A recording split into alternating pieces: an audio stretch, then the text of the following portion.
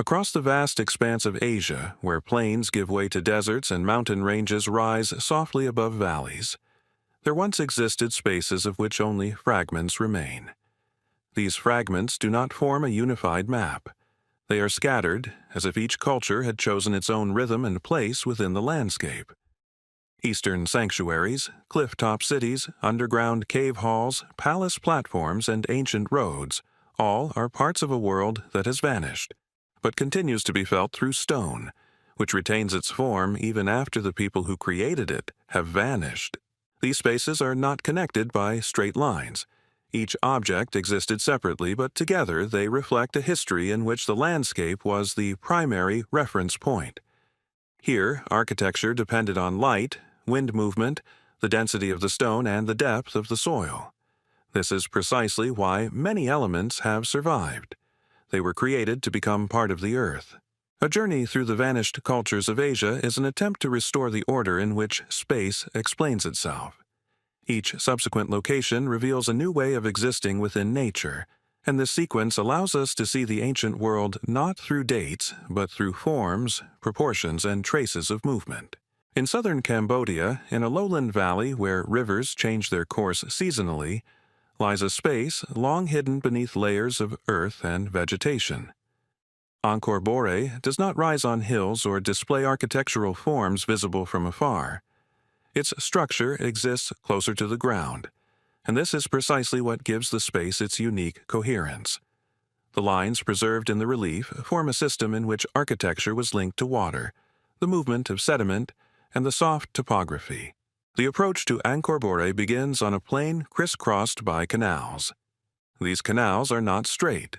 They follow the curves of the soil, and their lines reflect an ancient principle of water distribution. Fragments of the stone walls remain. Some are sunken into the ground, others are barely visible beneath the grass. Light falls on them at an angle, highlighting the structure that continues to exist within the landscape. The canals were more than just an irrigation system. They defined boundaries and shaped the direction of movement.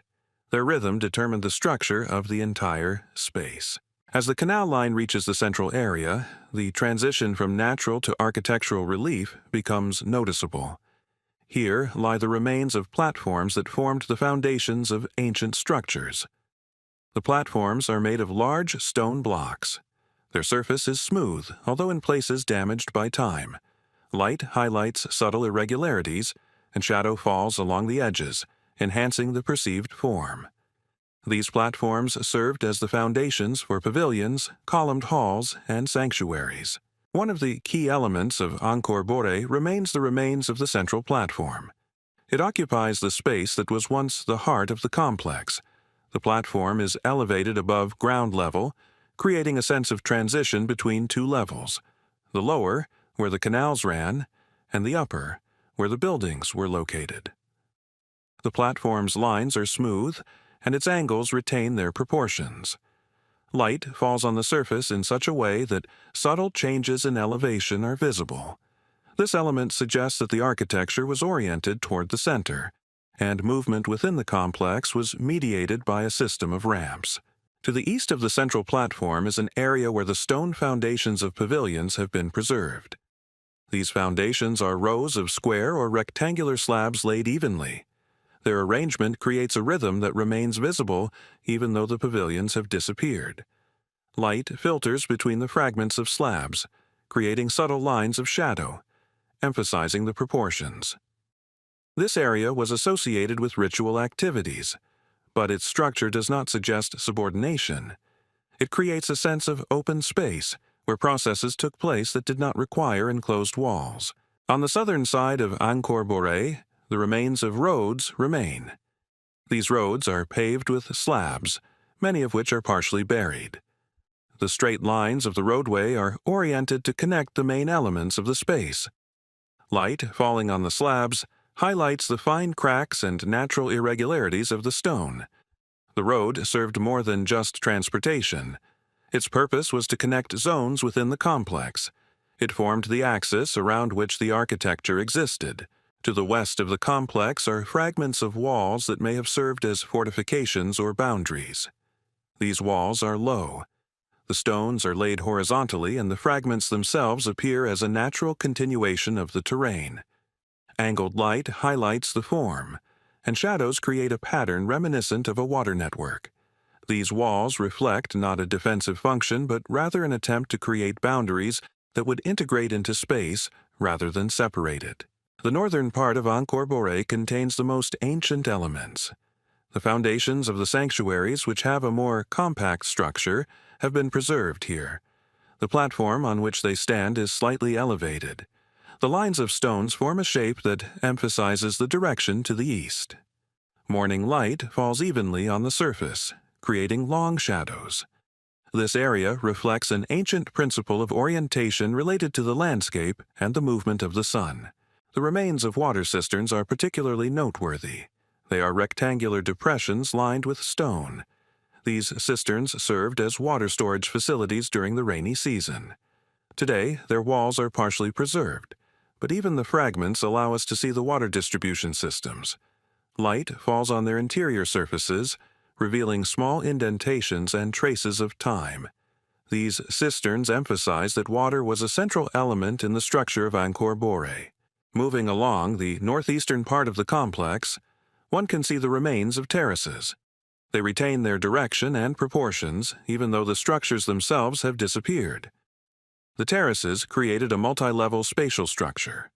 Light shimmers along the steps, forming transitions. These levels served not so much for defense as for organizing movement within the complex. Unsolved is unlike other cities that rise above the ground. Its structure is based on horizontal lines that emphasize the interaction between architecture and nature. Here, every element is connected to the ground. Platforms, roads, and canals form a system in which movement is determined by the shape of the space. Today, Unsolved remains an object that explains itself through light, stone, and relief. Its structure is based on simplicity of line and clarity of proportion. This simplicity creates a sense of unity, in which the space preserves the memory of the ancient world. On Iran's central plateau, where the land rises gently and forms sweeping heights, lies a city that has retained a sense of space, existing outside of time. Yazd does not rise abruptly from the landscape. It seems to have grown from the same clay as the hills around it. The city's architecture is shaped to adapt to light, wind, and dry air. This makes it one of the most complete examples of the ancient Zoroastrian world. The approach to the old part of the city begins with a road that runs along deserted lines. These lines are smooth, and their rhythm defines the perception of space even before the first buildings are visible. When fragments of walls appear, it becomes clear that the material is clay laid in layers. The light falls softly on them, highlighting the structure. The clay reflects the sun's rays not harshly, but diffuses them, making the walls seem part of the landscape. The central axis of the space is a system of narrow passages. These passages are not straight. They curve, following the terrain and creating shadows that shift depending on the time of day. Light penetrates them in soft bands. Stone and clay walls rise high, forming corridors within which the air remains cool. This structure was preserved thanks to the climate and materials. The narrow passages served not only as roads, but also as natural cooling systems. Wind towers remain one of the most characteristic elements of Yazd. They rise vertically above the buildings. These towers are designed to capture air movement. They are rectangular or octagonal structures with channels running through them. Light falls on the towers differently depending on the angle, and each face reflects a different direction. The wind towers were part of the cooling system and were not decorative elements. Their structure emphasizes an understanding of space in which air served as the primary resource. On the southern side of the old city are adobe-domed structures. These domes have round bases and smooth surfaces. Light passes through them evenly, creating soft transitions from light to shadow. The domes served as storage areas, trapping cool air.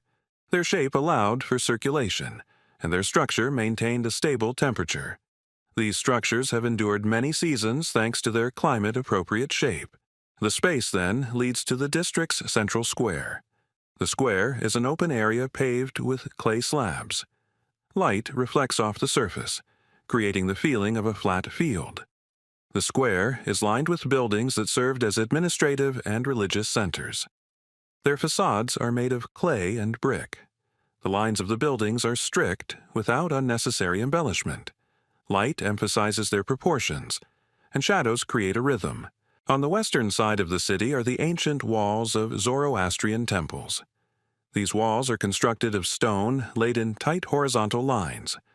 Light falls on the stone blocks in a way that reveals the different textures. The stone is rougher than clay and reflects light more sharply. This area retains its distinctive character due to the solidity of the walls. They form rectangular spaces within which are the foundations of the halls. Among the most significant features of Yazd are the Towers of Silence, located on the hills north of the city. These structures are large, circular platforms lined with stone. The platforms rise above ground level in gentle slopes. Light falls on their surfaces in such a way that small irregularities are visible, and shadows form circular outlines. The Towers of Silence were used for rituals associated with ancient practices. Their elevated position emphasizes their connection with the landscape. In the southeast of the city, there is an area containing the remains of underground water passages. These passages are narrow, hand-dug canals with walls made of clay and stone. Light enters through small shafts, creating diagonal lines. These canals were part of a water distribution system. They supplied the city with water, keeping it cool even during dry periods. Walking along the eastern side of Yazd, you can see the remains of storage rooms. These rooms are rectangular in shape, with walls made of solid brick. Light falls on the walls in a way that reveals the even distribution of the bricks. These rooms were used to store grain and other resources. Their rectilinear form reflects the practical nature of the architecture. The roofs of the buildings attract particular attention. These roofs are flat but slightly sloped to channel water. Light flows softly across them, highlighting the fine lines. Elements associated with ventilation systems remain on the roofs. These are small openings through which air passes. These systems provided coolness during hot periods. Yazd remains a space in which architecture and climate coexist. Stone, clay, and air form a structure that has withstood the centuries. Light moves across the surfaces, making each element clearly perceptible. Here, space explains itself through material and form. In northern India, where the plains merge into gentle hills and where the morning mist rises slowly, obscuring the boundaries of space, lies a place that has long served as a center of knowledge. Nalanda doesn't look like a city. It's a complex, the structure of which is based on the repetition of rectangular forms, open courtyards, and long corridors. The architecture here didn't strive for height. It was built horizontally, expanding outward, and as a result, space is perceived as a network within which movement is always directed forward. The approach to Nalanda begins with faint lines of walls rising from the ground. These walls are made of red brick. Light falls on them in a way that gives the surface a warm appearance. In some places, the brick is worn, making the texture more visible. These walls mark the entrance to the area that house the public buildings and classrooms. Their rectilinear form provides direction. Inside the complex, the space unfolds gradually. The first thing that becomes noticeable is a square paved with brick slabs. The slabs are rectangular, laid evenly, and the lines where they meet form a grid. Light filters across the surface, highlighting the texture and slight irregularities. The square served as a transition zone between the monastery buildings and the classrooms, connecting the main elements of the space. One of the key elements of Nalanta is the rectangular monastic buildings. Each building is an enclosed courtyard surrounded by rooms, arranged along the walls of the building. The entrances to the rooms are narrow, and light penetrates only through the doorways. This keeps the interior cool.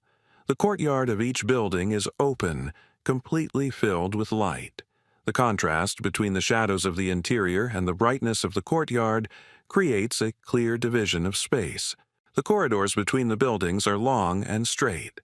They are built of the same red brick. Light filters through their walls, revealing small indentations and cracks.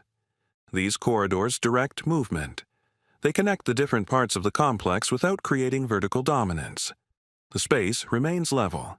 The corridors reflect the principle that architecture served, above all, functionality. In the center of Nalanta is an area containing the remains of a large temple. Its foundation is a multi-level structure rising above the ground in terraces. Each terrace is paved with brick.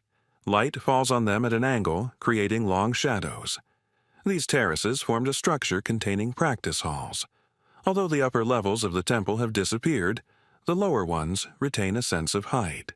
On the western side of the complex are stupas of varying sizes.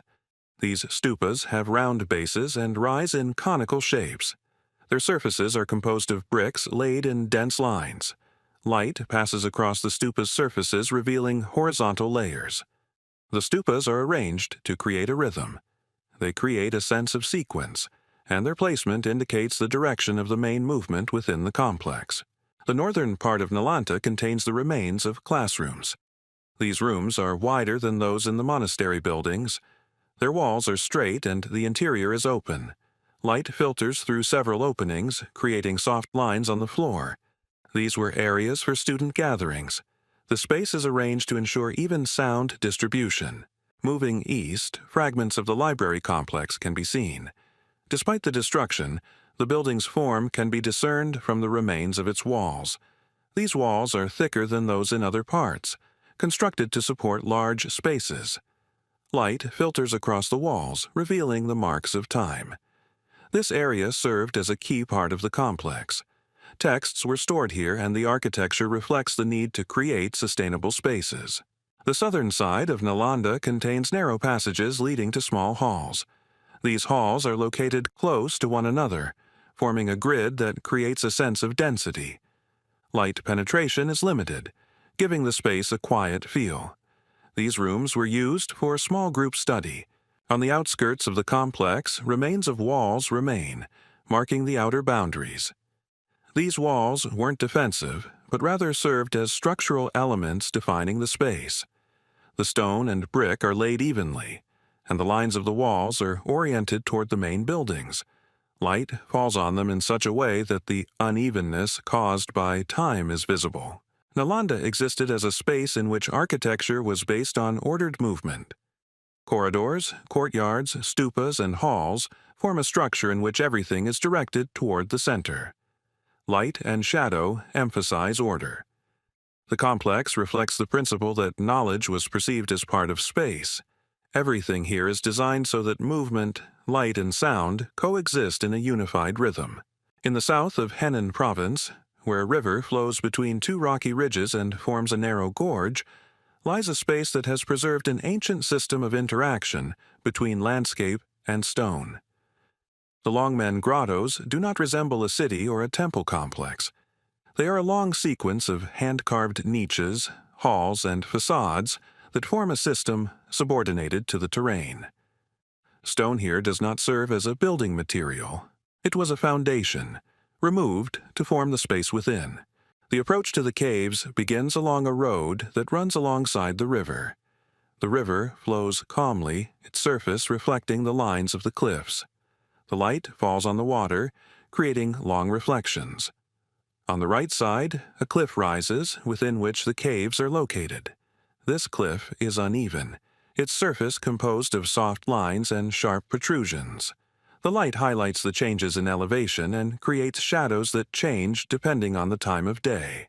The first row of caves is located low. These caves have small entrances and their shape follows the line of the cliff.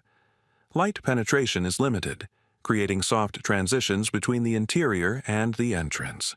The cave walls are carved with smooth lines. In some places, tool marks are visible. These caves served as small halls or ritual chambers. Their proportions are based on the shape of the cliff, and each cave represents an individual space, subordinated to the natural topography. Larger caves are located higher up. Access to them is via staircases carved into the rock. These staircases are uneven, with light falling at an angle, creating long shadows. The staircases lead to chambers carved deep into the rock face. These chambers are distinguished by their great height. Their walls rise vertically, and their ceilings soar upward. Light filters in through narrow openings, creating blurred lines. Reliefs carved into the walls have been preserved within these chambers. They form a sequence that emphasizes the chamber's vertical lines. Some caves have facades designed as portals. These portals are rectangular frames carved into the stone. Their lines are straight, and the surface is smooth. Light falls on them in a way that highlights their edges. Inside these portals are niches containing statues. The statues are carved from the same stone. Their surface has a soft texture, and the lines of their clothing and bodies are highlighted by the light. On the western side of the complex is an area containing caves with deep chambers. These chambers extend deep into the cliff face. Light penetrates only through narrow entrances, creating a sense of space where shadow predominates over light. The walls of the chambers are decorated with reliefs. These reliefs feature vertical lines rising upward, creating a rhythm that reflects the structure of the chamber. Moving further along the river, you can see caves located on the upper levels. These caves have large facades and a more complex shape. Light falls on the facades at a direct angle, creating bright reflections. Inside these caves are large niches containing sculptures. These sculptures are distinguished by their large size, their lines are fluid, and their surfaces are smooth. The light highlights the sculpture's forms, creating soft shadows. On the northern side of the gorge, the cliff rises higher. Here, caves are located with wider entrances. These entrances are carved with smooth lines. Light penetrates easily, making the interior of the caves brighter. The walls here have a smoother surface. The texture of the stone reflects the light, creating a sense of clarity. These caves served as large halls within which rituals took place. Particularly noteworthy are the caves, where the walls are decorated with numerous small reliefs. These reliefs are arranged in rows. Each row represents a sequence of small figures. Light falls on the reliefs in such a way that each figure creates its own shadow. These caves reflect a principle of spatial organization in which each element was part of a larger system. Narrow paths extend above the caves. These paths are carved into the upper part of the cliff face. They follow the relief, curving in soft lines. Light falls on the paths at an angle, creating long shadows. These paths were used to transition between levels. They form a system in which movement follows the line of the cliff face. The Longmen Grottos exist as a space where architecture does not dominate nature. It blends into the landscape, and each element is carved to highlight the rock's structure. Light moves across the stone surface, creating a rhythm. The caves form a system in which space maintains its interaction with nature. On the border of Cambodia and Thailand, where the plain rises gently toward a rocky ridge, lies a space shaped not by the temple itself, but by its elevation. Preah Vihear exists as a succession of levels aligned along the mountain's edge. Its structure is based on ascents, and each ascent reveals a new fragment of space. Here, the architecture is subordinated to the terrain, and the terrain emphasizes movement. The approach to the complex begins from the lower platform. It is located on a flat area, the surface of which is covered with stone. The rectangular slabs are laid evenly, their lines creating a rhythm. Light falls on the surface at an angle, creating shadows that form horizontal bands. This platform served as the entrance to the temple complex. Its flat form contrasts with the ascent that begins immediately after it. The first ascent is represented by a long staircase carved into the stone. The steps are uneven, some slightly worn. The light highlights their differences in height. The staircase directs movement straight upward. It forms a narrow corridor that leads to the second platform. This area is a transitional level. Its surface is composed of large slabs laid with small gaps. Shadows fall into these gaps, creating a pattern that follows the lines of the slabs. The first pavilion is located on the next level. Its structure is based on rectangular forms. The pavilion's walls are partially destroyed, but the foundations remain smooth. Light filters through the openings, creating soft lines on the floor. The pavilion is oriented toward the upper levels and served as a space where the space expanded after the ascent. The staircase then ascends again, but its shape changes. The steps are wider and smoother. Light falls more intensely on them, as the level is located closer to the open part of the slope. The staircase leads to the next platform, which has an elongated shape. Its edges are marked by low stone curbs. These curbs create a direction of movement. The platform acts as a transition zone between the pavilions. Another pavilion is located on one of the middle levels. Its walls are made of stone laid in even horizontal lines. Light filters across the surface of the walls, creating distinct textures. The pavilion is open on all sides. Its shape emphasizes the orientation to the surrounding space. The ascent then leads to a terrace located closer to the top. This terrace has a wide surface paved with slabs. Light reflects evenly off the surface. Remnants of columns are found here. These columns are arranged in even rows. Although many of them are destroyed, their bases create a rhythm. This rhythm emphasizes the structure of the hall that once stood here. The next level consists of a long corridor leading to the upper pavilion. The corridor has straight walls made of stone blocks. Light enters the corridor through openings, creating narrow stripes. These stripes move across the floor depending on the position of the sun. The corridor directs movement strictly forward, emphasizing the vertical structure of the complex. The main pavilion stands at the summit. Its base is a rectangular platform located on the highest section of the ridge. The pavilion's walls are partially preserved. Their smooth surface reflects light brightly. The platform is surrounded by low stone railings. These railings form a border that emphasizes the height. The upper pavilion opens onto a space overlooking valleys extending far to the south. The light falls evenly across the plains, softening the horizon. This panorama emphasizes the structure of the complex. Preah Vihear was built to interact with the landscape. Its height emphasizes the movement from the lower levels to the summit. The northern part of the complex contains the remains of walls that served as boundaries. These walls are constructed of large stone blocks. Their lines are smooth. Light falls on the surface of the walls in such a way that small cracks are visible. These walls form pathways that lead to the lateral areas of the complex. On the eastern side, steps lead to small terraces. These terraces serve as transitional levels. Their surface is flat, and light reflects evenly across them. The terraces serve as additional points where the structure of the ascent can be seen. Preah Vihear is a system of levels united by a single direction of movement. Stairs, platforms, pavilions, and terraces form a rhythm. Light passes through each element, creating a pattern that changes depending on the time of day. The complex exists as a space where the architecture emphasizes the relief, and the relief determines the form. On the edge of the Gobi Desert, where sandy plains stretch to the horizon in even layers, and rock masses rise above them in straight walls, lies a space that emerged at the intersection of natural landscape and human labor. The Mogao Caves are carved into rock, formed by ancient sediments. This rock is soft in texture, and its surface appears layered.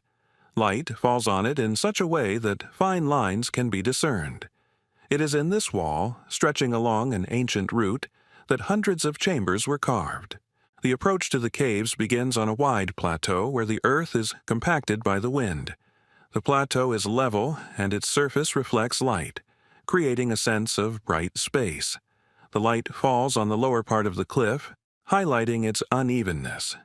The lower level of the caves is located quite low. These caves have small entrances. Their shape follows the natural line of the cliff, making them appear as if they were part of the landscape. Light penetration is limited. The interior walls are smooth and the shadows are soft. The next level contains larger caves. These caves have facades carved into the shape of rectangular portals. The portals are lined with clean lines and have a smooth surface. Light falls on the portal at a right angle, highlighting the edges. The interiors of these caves are more spacious. The walls are decorated with paintings that create a color pattern. The light coming through the entrance softens the colors, and the shadows emphasize the shape of the room. Further upward, narrow staircases stretch. These staircases are made of stone carved from the cliff face. They ascend along the surface of the rock mass. Light falls on the steps at an angle, creating long shadows. The staircases lead to caves located higher up. These caves have wide entrances. Their shape follows the curves of the cliff face. Light penetrates evenly. The interior surfaces are carved with smooth lines. Some caves have complex facades that form a multi-level structure. The facades are a series of niches and projections. Light falls on them in such a way as to form vertical lines. These caves served as chambers where rituals took place. The interior of these chambers is spacious. Light enters through several entrances, creating gentle transitions between illuminated and shaded areas. On the western side of the complex are caves with deep chambers. These chambers are carved out at a considerable depth. Light penetrates only through a narrow entrance. The interior space is filled with shadow, which emphasizes the shape of the walls. Here, the stone surface is smooth and the lines are even. Some caves are decorated with reliefs. These reliefs are carved into the walls and ceilings. Light falls on them at different angles, creating complex shadows. The reliefs are arranged in rows, and each row represents a sequence of small figures. They create a rhythm that emphasizes the structure of the rooms. Moving further along the cliff, you can see areas where the rock surface is more uneven. The caves located here have irregular shapes, following the natural curves of the rock. Light penetrates softly, making the space appear dark. Inside these caves, the walls have a rough texture. This part of the complex reflects the connection with the natural topography. The upper levels contain caves with large chambers. These chambers are carved deep into the rock face. Their ceilings are high and the walls rise in straight lines. Light filters in through narrow openings, creating vertical stripes. These stripes move across the floor depending on the position of the sun. The interior space appears seamless. In some areas of the rock face, wooden outbuildings serve as entrances. The wood is painted light shades, softly reflecting the light off the surface. These outbuildings create a rhythm that contrasts with the rock face. They form additional levels that connect the caves. Near the caves are paths carved into the rock face. These paths are narrow and smooth. Light falls on the paths at an angle, creating long shadows. The paths lead to the side areas of the complex. The Mogao Caves exist as a space in which architecture and topography are connected not through construction, but through carving. The rock forms the structure, and light accentuates the lines. Here, every element is connected to nature. In central Thailand, where the plains give way to a succession of gentle pools and low hills, lies a space that has preserved the structure of an ancient city organized around water. Sukhothai exists as a system of squares, lakes, terraces, and temple platforms that form a unified geometry. The architecture here does not strive for height. It is distributed throughout the space, following the contours of the land, and as a result, the city is perceived not as individual buildings but as a sequence of interconnected levels. The approach to Sukhothai begins with the outer pond. This pond is shaped like a large rectangle. Its surface reflects the sky evenly, creating a sense of tranquility. Light hits the water at an angle, and the lines of reflection form diagonal movements. Low earthen ramparts run along the pond, forming the boundary of the ancient city. The surface of the ramparts is smooth, and light moves across it evenly. The city's entrance area is a wide terrace paved with stone. The slabs here are large and rectangular. Light falls on their surface in such a way that small irregularities and traces of time can be discerned. The terrace leads to the first group of temples. These temples are built of brick and stone. Their walls are laid in smooth, horizontal lines. The light highlights the structure of the masonry, and the shadows create an effect of depth. The central element of Sukhothai is the temples with their tall spires. Their bases are rectangular, and the spires themselves rise in vertical lines. Light falls on the spires in such a way that soft vertical shadows are created. These spires are visible from various parts of the complex, creating a unified sense of space. They form a kind of axis around which other elements are arranged. Near the temples are small open areas. These areas are paved with slabs and their surface is smooth. Light reflects softly off the slabs. The areas served as transition zones between different buildings, creating a sense of openness. Moving further, one can see long, rectangular halls. These halls are built of brick. Their walls are straight and the interior is an elongated space. Light penetrates through rectangular openings. Shadows move along the walls depending on the time of day. The halls were used as gathering places. Their structure emphasizes the principle of ordered movement. On the eastern side of the complex is a large pond. This pond is circular in shape. Its surface reflects the temple spires. Light falls on the water in such a way that two lines are visible, the shoreline and the line of reflection. The pond is surrounded by low stone platforms. These platforms served as observation areas and ritual sites. On the southern side of Sukhothai are stepped platforms. These platforms are constructed of brick. Each step has a flat surface. Light passes along the steps, creating long horizontal shadows. These platforms served as foundations for small pavilions. Although the pavilions no longer survive, the structure of the platforms allows us to reconstruct their layout. The western part of the city contains rows of columns. These columns have partially survived. Their bases are flat, while their upper parts have disappeared. Light falls on the columns in such a way that the shadows form vertical lines. The columns form rows that create a sense of space where vertical and horizontal elements interact.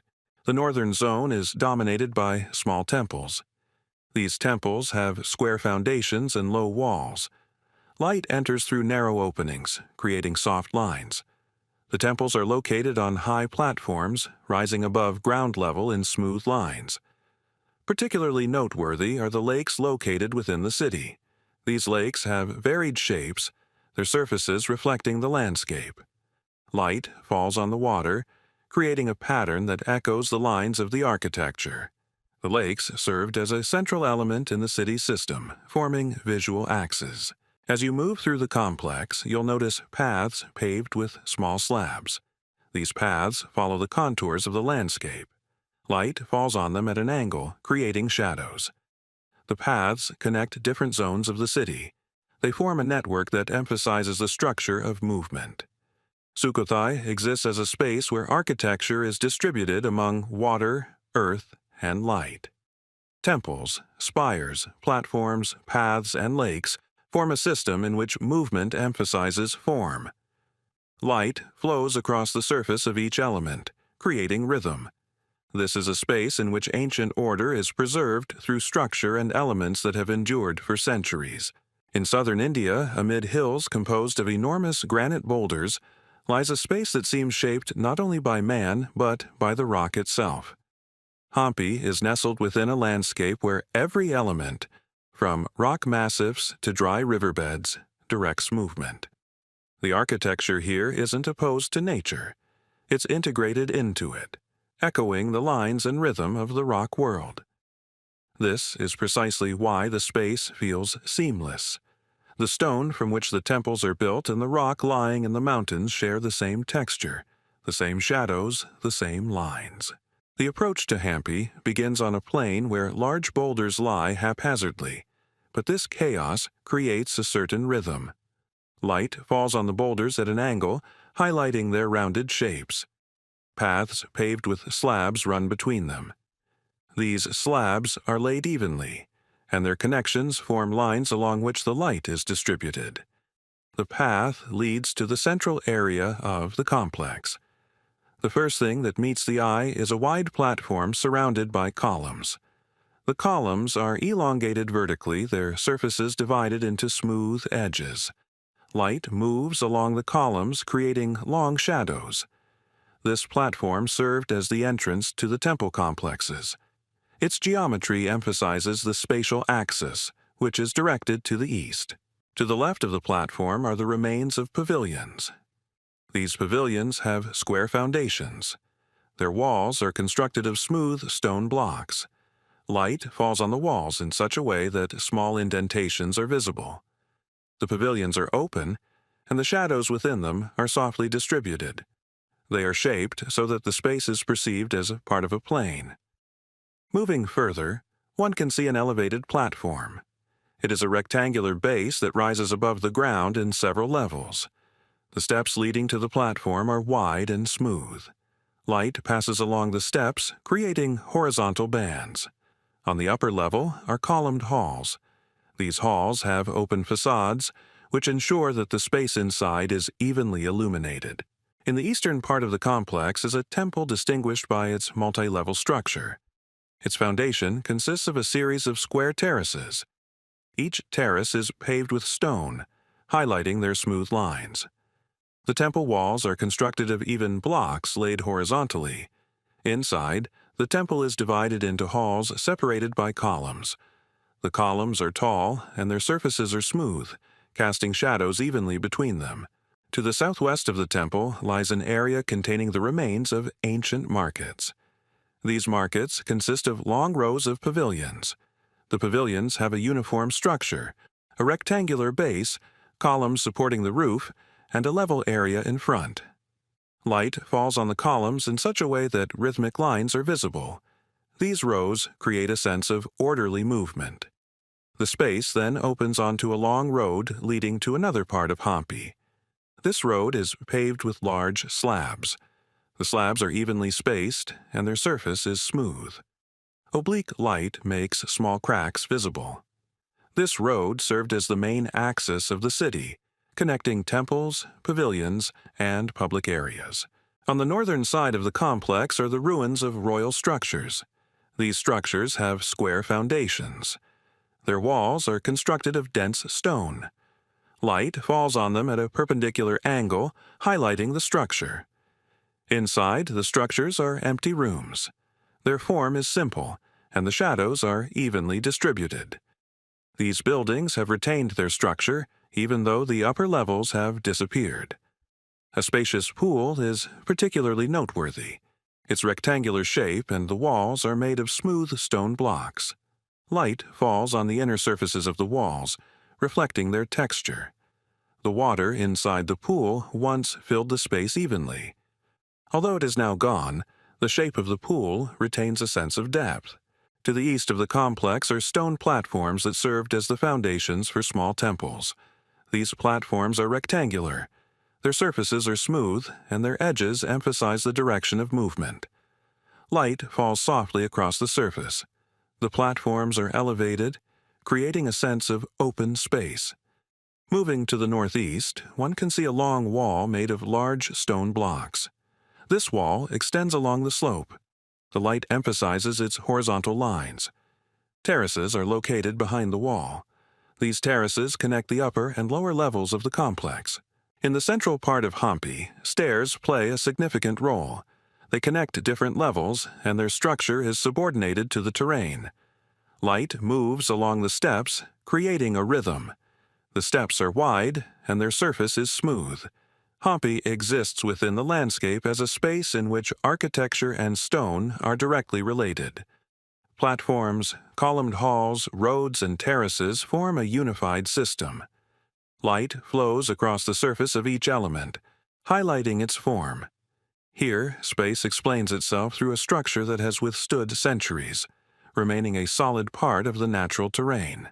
In the far north of India, where the Himalayas rise in steps and create a space of heights, wind, and stone, lies Ladakh, a region where ancient monastic complexes and settlements exist within the landscape as naturally as cliffs or mountain terraces. Ladakh is not a single architectural zone. It is a network of structures embedded within the mountain ranges, each of which is subordinated to the ridgeline, the direction of light, and the movement of air. This is precisely what gives the space its integrity. Architecture and stone are not separate here, but exist in a unified order. The approach to the Ladakh complexes begins in a valley where a river flows between gravel banks in a narrow line. Light strikes the water at an angle, and the reflection follows the shape of the sky. The valley is surrounded by high mountain walls, the surface of which is composed of gray and ochre lines. These lines gently alternate between light and shadow, creating a rhythm that is perceptible even from a distance. The path then climbs a serpentine road cut directly into the rock. Its surface is uneven and the light passes through it in such a way that the cracks become especially visible. The road leads to the first level of the monastery buildings. These buildings are located on the ledges of the mountain. They are built of stone and clay. The walls are made of smooth horizontal lines. The light falls on them, emphasizing the contrast between the smooth and rough surfaces. On one of the ledges is a complex consisting of rectangular buildings with flat roofs. The roofs are laid evenly, and their surface reflects the light softly. These buildings form small courtyards where the light is distributed evenly. The courtyards are protected from the wind, and thanks to this, the shadows retain soft edges. Moving upward, one can see pavilions built on higher levels. These pavilions have small windows oriented toward the valley. Light passes through the window openings in narrow strips. Inside the pavilions, the walls are smooth, and shadows move slowly across them. The pavilions served as spaces for practice and gathering, and their structure emphasizes the orientation to the surrounding space. Even higher up are terraces that form transitions between levels. These terraces are paved with stone. The stone slabs are laid evenly, and their edges form lines. Light falls on the surface in such a way that each slab stands out. The terraces are oriented horizontally to ensure stability and serve as connecting elements between the upper and lower zones. The central area of one of the complexes contains stepped halls. These halls have square bases and rise in several tiers. The walls are constructed of stone laid in dense horizontal lines. Light penetrating through narrow openings creates vertical stripes. These stripes are distributed across the walls, emphasizing their height. Tall towers stand on the western side of the complex. These towers are rectangular in shape, with slightly tapering tops. Light falls on the towers at different angles so that one part of the surface is illuminated, while another is in shadow. The towers were used as lookout posts. Due to their height, they allow a view of the entire valley. To the north are open areas containing stone stupas. The stupas vary in size. Their bases are round, and their upper portions rise in a smooth line. Light shines across the stupa's surfaces, revealing rhythmic horizontal layers. These stupas are arranged in rows, creating a sequence that emphasizes the direction of movement. Walking along a path carved along the rock face, one can see walls lined with carefully placed stones. These walls served as boundaries between zones. Light falls on the stone, highlighting each line. The walls form long horizontal forms that support the structure of the entire space. Some complexes contain long halls. These halls are rectangular. Their walls are made of stone and the ceilings are supported by wooden beams. Light penetrates through small openings, creating a soft glow. The interior remains cool because the walls are thick and reflect light slowly. The roofs of the buildings are particularly noteworthy. These roofs are flat, but their edges are raised. Light falls on the roofs, creating long horizontal shadows.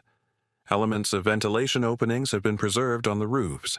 These small openings allow air to pass through. At the summit of one of the complexes stands a small temple. Its base is square. The walls are smooth, reflecting light evenly. The temple faces east. Morning light falls on the facade, creating a long vertical shadow. This area is the highest point of the complex. Ladakh exists as a space where mountains, light, and architecture form a unified order. Stone structures follow the lines of the ridges.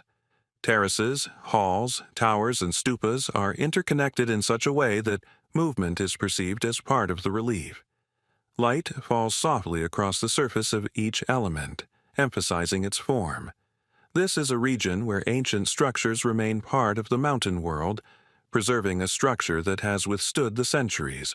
In western India, where the hills of the Deccan Plateau form an arc around a deep valley, lies a space that builds not outward, but inward. Ajanta exists as a series of cave halls carved into massive basalt rock, and it is this very feature that shapes its structure. The architecture does not rise above the ground but recedes into it, maintaining a unified rhythm of line, light, and stone. The approach to Ajanta begins from above. The road runs along the edge of the valley from where the river curves around the rock massif in a nearly semicircle. The light falls on the valley in such a way that the lower part remains in shadow, while the upper cliffs are illuminated. From this level, the facades of the caves can be seen. They are arranged one after the other, following the curve of the rock. Each cave is built into the massif, and their entrances form a continuous sequence. The descent to the caves is via stone steps. These steps are carved into the natural terrain. Light passes along them at an angle, highlighting the unevenness. The descent reveals the structure of the complex. Multiple entrances are located on a single level, and each entrance leads to a space with its own geometry. The lower level of the complex begins with wide terraces that serve as a transition zone between the external landscape and the interior chambers. The terraces are paved with smooth stone slabs. Light reflects softly off the slabs and shadows form horizontal lines. The terraces connect the caves and form a common axis of movement. The entrance to the first group of caves is a rectangular portal carved into the rock. Its lines are smooth and the edges are accentuated by light. Inside, the space gradually widens. The halls have high ceilings supported by columns. These columns are carved from the same stone as the walls. Their surface is smooth, and the light entering through the entrance creates long, vertical shadows. Many caves have halls with a central passage and rows of columns on the sides. These halls are elongated. Light moves slowly across their surface, as it penetrates only through the entrances. The interior walls are decorated with paintings. The paintings are on the walls and ceilings, and the light softens their colors. Even in the darkness, the paintings retain clear lines. Further on are caves with circular halls. These halls have domed ceilings. Light streaming through narrow windows creates diagonal lines, creating a unified space. Some caves are organized as long corridors. Their walls are smooth and the ceilings are low. Light penetrates only partially, making the corridors appear dark. These caves connect larger halls and serve as transition zones. The western part of the complex contains caves with multi-tiered halls. These halls have platforms at different heights. Light falls on each platform differently. The upper levels are brighter, while the lower ones remain in shadow. This structure emphasizes the verticality of the space. On the northern side of the complex are caves with facades decorated with carved lines. These facades appear as a series of arches. Light falls on the facades at a right angle, emphasizing depth. The interiors of these caves are wide. Their walls are decorated with shallow niches containing images. Moving along the massif, one can notice areas where the rock forms natural ledges. In these areas, the caves have an irregular shape. Light penetrates inside in oblique lines, making the space appear darker. The interior walls are uneven, as their shape is determined by the terrain. On the eastern side of the complex are caves built as multi-columned halls. The columns are arranged in even rows, and the light creates long, alternating shadows. These halls form a rhythm that emphasizes the horizontal direction. Above the main level are smaller caves. These caves have a simple structure, rectangular rooms with low ceilings. Light enters them in narrow strips, creating a quiet, enclosed space. The valley itself plays a significant role. Its shape creates a special stillness. Light passes slowly, reflecting off the rock walls. The inner chambers of the caves retain a cool atmosphere. Thick basalt walls trap the light, creating an even semi-darkness. Ajanta is a space where architecture is created through carving. The lines that compose the halls, columns, and facades emphasize the interplay between light and stone. The caves form a continuous sequence, and each chamber retains a structure that has withstood the centuries. In the south of Rajasthan, where the Aravalli Hills form a long ridge rising above the plain, lies Chittorgarh, a space that feels less like a fortress than a separate world, stretched along a narrow plateau. Its structure is based on the line of elevation. Everything here is subordinated to a long axis running from one edge of the ridge to the other. As a result, Chittorgarh exists as a sequence of platforms, terraces, towers, and walls, embedded in the terrain so that each element becomes part of a unifying movement. The ascent begins with a road that leads from the base of the hill to the upper plateau. The road winds, following the natural contours of the terrain. Its surface is composed of stone slabs. The light falls on the slabs at an angle, highlighting their unevenness. In some sections, the road passes between high stone walls that form a corridor. These walls are uneven, and their surface is composed of large blocks. The light moves along the walls, creating long shadows. As the road reaches the summit, the space opens up. The first platform appears, wide, flat, and stretching along the edge of the plateau. Its surface is made of stone, and the lines of the slabs create a grid. Light reflects off the surface, creating a particularly striking relief. This platform serves as the entrance area, from which movement through the complex begins. To the left are the walls that form the outer boundary of the fortress. These walls are long and elongated, following the line of the ridge. The stone is laid evenly, and its surface reflects light softly. The walls form a horizontal line, emphasizing the expanse of space. Inside the fort, the first major element is the wide water tanks. These tanks are rectangular in shape, with walls made of smooth stone blocks. Light falls on the interior surfaces of the tanks, revealing subtle variations in elevation. Water was once an important element of Chittorgarh's structure, and its distribution determined the layout of the buildings. Moving further, one can see pavilions located on terraces. These pavilions have square bases with tall, smooth columns. Light filters through the spaces between the columns, creating vertical shadows. The pavilions are open on all sides, filling the interior with light. On the eastern side of the complex is one of the terraces where the remains of stone halls have been preserved. These halls are rectangular. Their walls are made of solid stone, and the interior spaces are divided by columns. Light filters in through wide openings, creating soft lines that accentuate the structure. A distinctive feature of Chittorgarh is the tall tower standing on one of the central platforms. The tower rises vertically above the plateau. Its structure consists of several tiers. Each tier has projections that create a rhythm. Light falls on the tower in such a way that its vertical lines become especially clear. This tower served as a landmark within the complex. The space then opens into long passageways leading to the interior areas. These passageways have high stone walls. Light reaches them only to a limited extent, making the space feel more enclosed.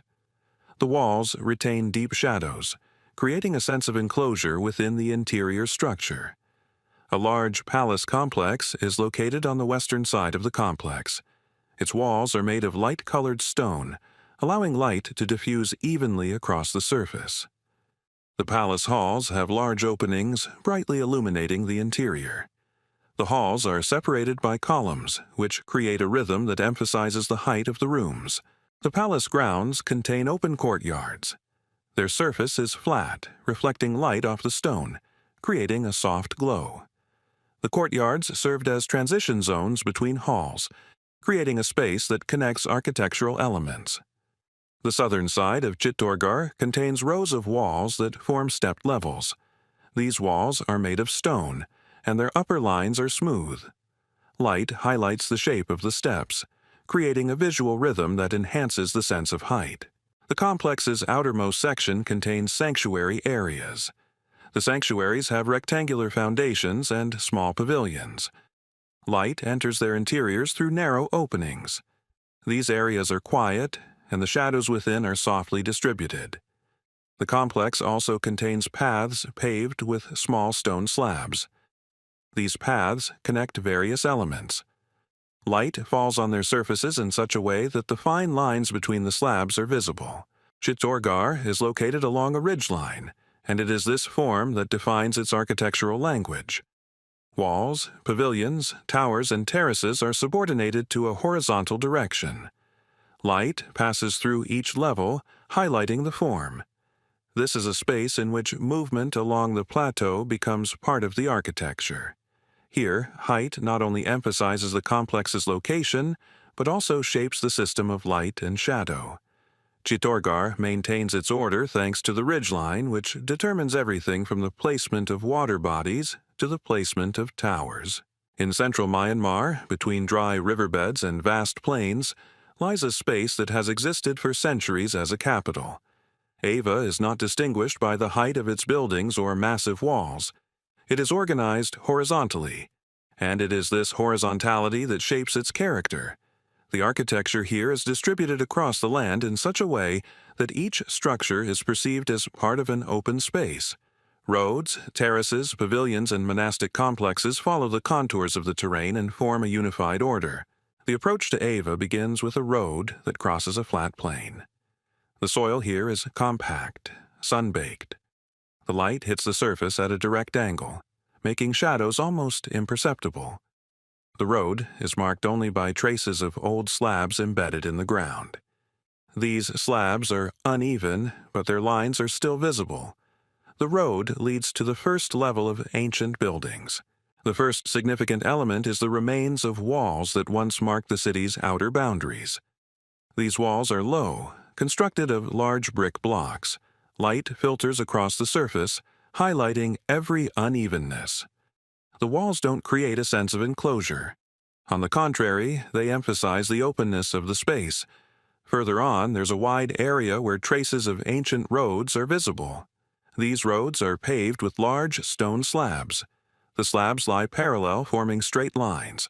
Light falls on their surface, emphasizing their structure. These roads connected the city's main elements, creating a network that determined the flow of traffic. Ava's interior grounds include monastic complexes. One of these complexes is located on a slightly elevated platform. This platform is paved with smooth stone slabs, softly reflecting light. The monastery itself consists of wooden pavilions raised on high supports. These supports are made of dark wood. Their smooth surface reflects light poorly. The pavilions have wide roofs, pitched to direct rainwater. Light filters under the roofs, creating soft shadows inside the rooms. Particularly noteworthy are the stone foundations on which large halls once stood. These foundations are rectangular in shape, with distinct edges. Light falls on the surface of the foundations, highlighting the horizontal lines. The interior spaces have disappeared, but the proportions are preserved thanks to this stone structure. To the south of the monastery are the remains of tower structures. These towers are made of brick with a vertically elongated shape. Light falls on the towers at an angle, creating long shadows. They were part of administrative buildings, but the upper levels have been destroyed. Only the lower tiers remain, which mark the original orientation. In the eastern part of Ava are pavilions built of wood and brick. Their structure is based on alternating supports and ceilings. Light passes between the supports, creating vertical bands. These pavilions served as gathering places. They are open on all sides, allowing air to flow freely through them. Moving further into the area, one can see stone steps leading to platforms. These steps are wide, their surface smooth but slightly worn. Light moves along the steps, creating horizontal shadows. The platforms served as foundations for temples. Although the above-ground portion has disappeared, the structure of the platforms emphasizes the ancient order. On the northern side of the complex are the remains of palace structures. These structures are built on raised terraces. The terraces are multi-level platforms paved with stone. Light falls on the surfaces in such a way that each level stands out. The palace halls that once stood here had wide openings. Now only the walls remain, divided by vertical lines. A key element of Ava are the water channels. These channels vary in width. Their banks are lined with stone, which has retained its smooth lines. Light reflects off the stone's surface. The channels served not only as waterways but also as structural elements, forming the boundaries of the city's neighborhoods. The transitions between the neighborhoods are narrow paths paved with small slabs. Light falls softly on their surface. These paths form a network that connects all parts of the city. In the western zone is a large temple with a preserved foundation. The foundation has a multi-stage structure. Each step is made of stone. Light emphasizes the rhythm of the steps. The platform rises gradually, and its shape emphasizes the ancient orientation of the temple architecture. Small sanctuary chambers also remain within Ava. These chambers have square foundations. Their walls are made of brick. Light enters through narrow openings. The space inside remains cool. Ava exists as a space where architecture is distributed across the plain in smooth lines. Stone, wood, terraces, roads, and platforms form a rhythm that emphasizes the connection between humans and the landscape. Light moves softly across the surface of each element, highlighting its form. This place preserves a structure shaped over centuries. The lines of roads, platforms, terraces, and canals create a space that explains itself through movement and proportion. In northern Pakistan, where the foothills of the Himalayas merge into wide valleys, lies a space that for centuries existed as a network of settlements, monasteries, and centers of learning. Taxila is not perceived as a single city. It is a succession of archaeological zones located at different elevations. Each zone is connected to the next by roads, terraces, and stone foundations, forming a coherent order. The architecture here does not dominate the landscape. It is integrated into it, echoing the shape of the hills and the course of ancient routes. The approach to Taxila begins in a valley where the ground rises in gentle steps. Light falls on these steps at a direct angle, highlighting the texture of the soil. As one approaches the complex, the lines of the hills become more defined, and their edges are marked by stone walls that serve as transitions to the historical zones. These walls are made of roughly dressed stones. Their surface is uneven, and the light creates deep shadows on them. The first zone is a platform containing traces of ancient roads. These roads are paved with large slabs arranged in parallel rows. Light passes along the slabs, highlighting their boundaries. The roads create a direction that leads into the complex. They served not only as routes of movement but also as structural axes around which the buildings were constructed. The space then transitions to one of the monastic areas. This area is located on a raised terrace. The terrace is paved with smooth stone slabs, and its edges are accentuated by low borders. Light reflects off the terrace's surface, creating a soft glow. The rectangular foundations of the monastic buildings are located on the terrace. Their proportions are even, and their lines are clear. The walls that once stood on these foundations have disappeared, but the structure of the rooms is still legible. Within the monastic areas are central courtyards. These courtyards are square in shape. Their surface is paved with small stones. Light spreads evenly across the surface, and shadows are distributed in the corners. The courtyards served as an area where the space was open and stable. Rooms are arranged around them. These rooms have narrow entrances oriented toward the courtyard. Light penetrates them only sparingly, and the shadows inside create an even semi-darkness. The stupas, located in various parts of Taxila, are particularly noteworthy. The stupas vary in size, but their structure is similar: a round base and a gently rising top. The stone is laid in horizontal lines.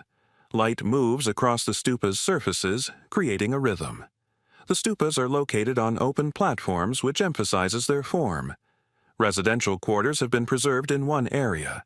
These quarters are rows of rooms built of roughly dressed stone. The rooms are rectangular, with thick walls and narrow openings. Light penetrates through oblique lines. These rooms were used as living quarters, and their structure emphasizes the practicality of the ancient settlement. On the western side of the complex are the ruins of classrooms. The classrooms are elongated with walls made of smooth stone blocks. Light enters through wide openings, creating a uniform illumination. Traces of divided areas where groups of students could have been accommodated remain on the floor. These classrooms were part of the educational center that formed the structure of Taxila. Moving further north, one can see platforms that served as the foundation for large sanctuaries. These platforms have a multi-level structure, each step made of stone.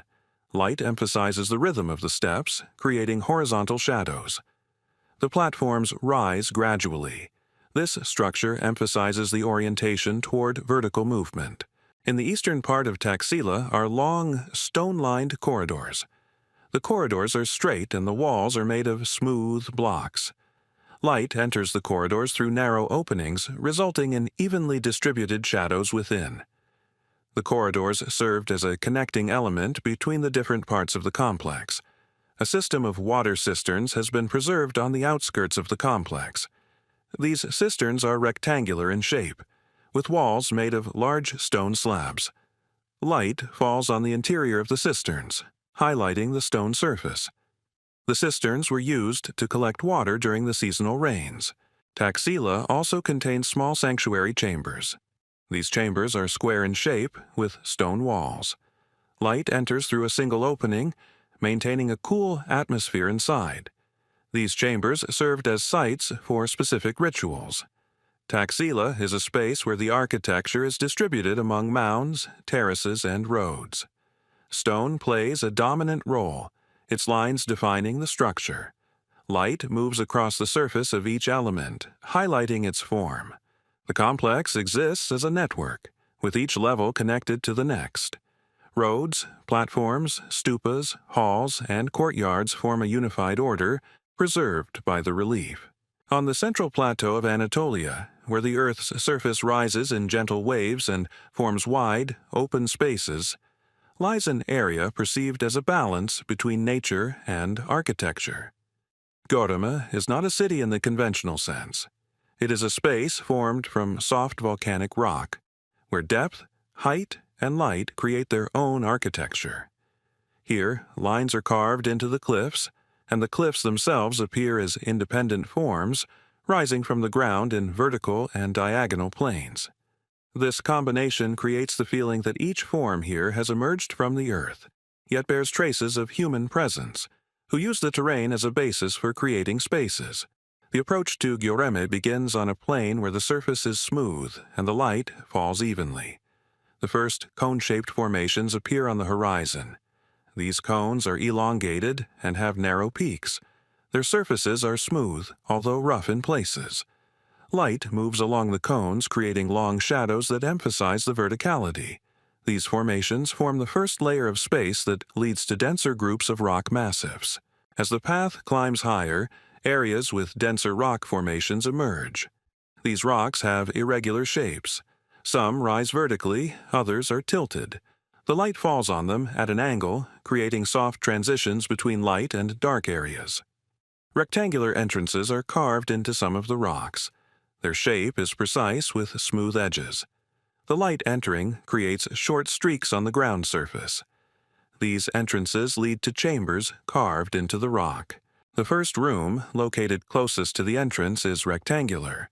Its walls are smoothly cut soft rock. Light enters through a narrow opening above the entrance. This softly illuminates the room, creating smooth shadows. The floor is smooth and slightly curved. This space serves as a transition point between the outside light and the depth of the complex. Next begins an area consisting of several levels. Each level is connected to the next through narrow passages. These passages have low ceilings and straight walls. Light rarely enters, making the space appear dark. The passages lead to rooms carved out at varying heights. One of these rooms is a wide hall. Its walls are slightly rounded. The ceiling rises high, forming a vault. Light enters through a large opening located at the top.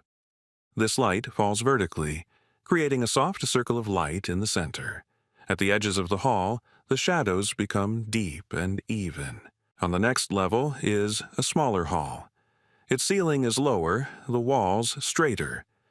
Light enters through two narrow openings aligned in a line, creating parallel stripes of light that run through the room. This space is perceived as a sequence of vertical lines. Moving to higher areas, one can see terraces carved into the rock itself. These terraces are rectangular in shape. Their surface is smooth. The light falls on them at a right angle, creating short shadows. The terraces are connected by steps, also carved into the rock. These steps are narrow, their surface smooth. The light falling on the steps creates alternating horizontal lines. On one of the terraces is a room with a rounded ceiling. Its walls are cut at a gentle angle. Light enters through an opening opposite the entrance, distributing the light evenly. The interior feels quiet as the soft rock absorbs sound. Descending further, one enters a large hall located on the lower level. This hall has an elongated shape. Its walls are smooth, and the ceiling gradually slopes toward the exit. Light penetrates from afar, creating a long, luminous corridor. On the outer side of Gyurem are groups of rocks carved into chambers with wide entrances. These entrances are arched, their surfaces smooth and their edges slightly rounded. Light falls onto the arches at an angle, creating soft boundaries. The chambers within these rocks have a structure distinct from the deeper halls. They are open on one side, allowing light to penetrate freely, creating a bright space. The floors are smooth and the walls straight. This creates a sense of spaciousness, contrasting with the cramped interior corridors. The space then widens and transitions into an area where the cliffs form unique canyons. These canyons are narrow but high. Light falls from above, creating vertical streaks. The canyon walls are rough, echoing the shape of the rock, eroded by wind and rain. Inside one of these canyons are chambers carved on several levels. These chambers are connected by narrow staircases. The staircases are carved into the rock wall. Their steps are smooth and the surface is slightly worn. Light filters in through small openings, creating fine lines. On the southern side of Gyurem are rooms with a complex structure. They consist of several chambers arranged one behind the other. Light enters through openings in the ceiling. These openings are small, allowing the light to penetrate in narrow beams. These beams create soft transitions on the walls. As you climb higher, you can reach an external platform located at the top of one of the massifs. The platform is level, its surface composed of smooth stone. The light falls brightly. From here, a view opens onto a valley filled with forms resembling columns, towers, and walls. Gyurem is a space where architecture and nature exist as one. The rock forms do more than simply serve as a foundation. They define the structure of the rooms, direct the movement of light, and shape the sense of space. Every line, every surface, every step here is influenced by the terrain. This complex is an example of how architecture can be created from the earth itself. Carved rooms, carved staircases, carved passages, all are part of a natural structure, emphasized by human form. Light falls softly across the surface. Shadows are distributed smoothly. And thanks to this, Gyurem retains its ancient order, where terrain and space explain themselves through form and proportion. In southern Afghanistan, where the hills rise in gentle ridges and the loose soil forms long lines stretching to the horizon, lies a place that feels like a blend of human structure and natural topography. Mes Einok exists on the border between two orders. On one side, wide open spaces that flow smoothly into ridges. On the other, forms carved from stone, erected on slopes and embedded in the landscape, as if they had emerged simultaneously with the earth itself. The space here is multi-layered. It includes upper platforms, terraces, underground chambers, carved corridors, and the remains of halls, all forming a unified rhythm. The approach to Mes Einok begins on a wide plateau. Its surface is composed of compact, dusty soil. The light falls evenly, highlighting small irregularities. In the distance, silhouettes of rock ridges appear. Their vertical lines create a sense of structure, although they are shaped by nature. As you climb higher, you can see the first traces of architecture. Low walls built of stone. These walls barely protrude above the ground, but their form is distinct. The light falls softly across them, highlighting the horizontal lines. The first space of the complex is a wide terrace carved into the hillside. The terrace is rectangular in shape. Its surface is paved with stone slabs. Light falls on the slabs at an angle, and the shadows from their unevenness create a rhythm that guides the eye along the entire surface. The terrace serves as a transition zone between the open part of Mez Einok and the interior levels. On the eastern side of the terrace are the foundations of large structures. These foundations are rectangular, paved with flat slabs. Their edges are smooth. Light reflects softly off the surface, creating smooth transitions. Some foundations are positioned higher than others, forming a stepped structure. This structure emphasizes the vertical orientation of the space. From the central area of the terrace, passages lead deeper into the complex. These passages are rectangular. Their walls are made of stone laid in even rows. Light filters in through narrow openings.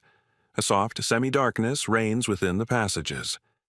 The walls have retained their lines thanks to the density of the stone. One of these passages leads to a space perceived as an internal platform. It is round, and its surface is covered with smooth stone. Light enters here through an upper opening, creating a circular area of light located in the center. Niches are located around the platform. These niches are cut directly into the walls. Their shape is soft, slightly rounded. The space then opens up into a large hall, one of the key elements of Mez Einok. The hall has an elongated shape. Its ceiling is supported by massive vertical rock outcrops. Light enters through two openings, creating diagonal lines of light that intersect the room.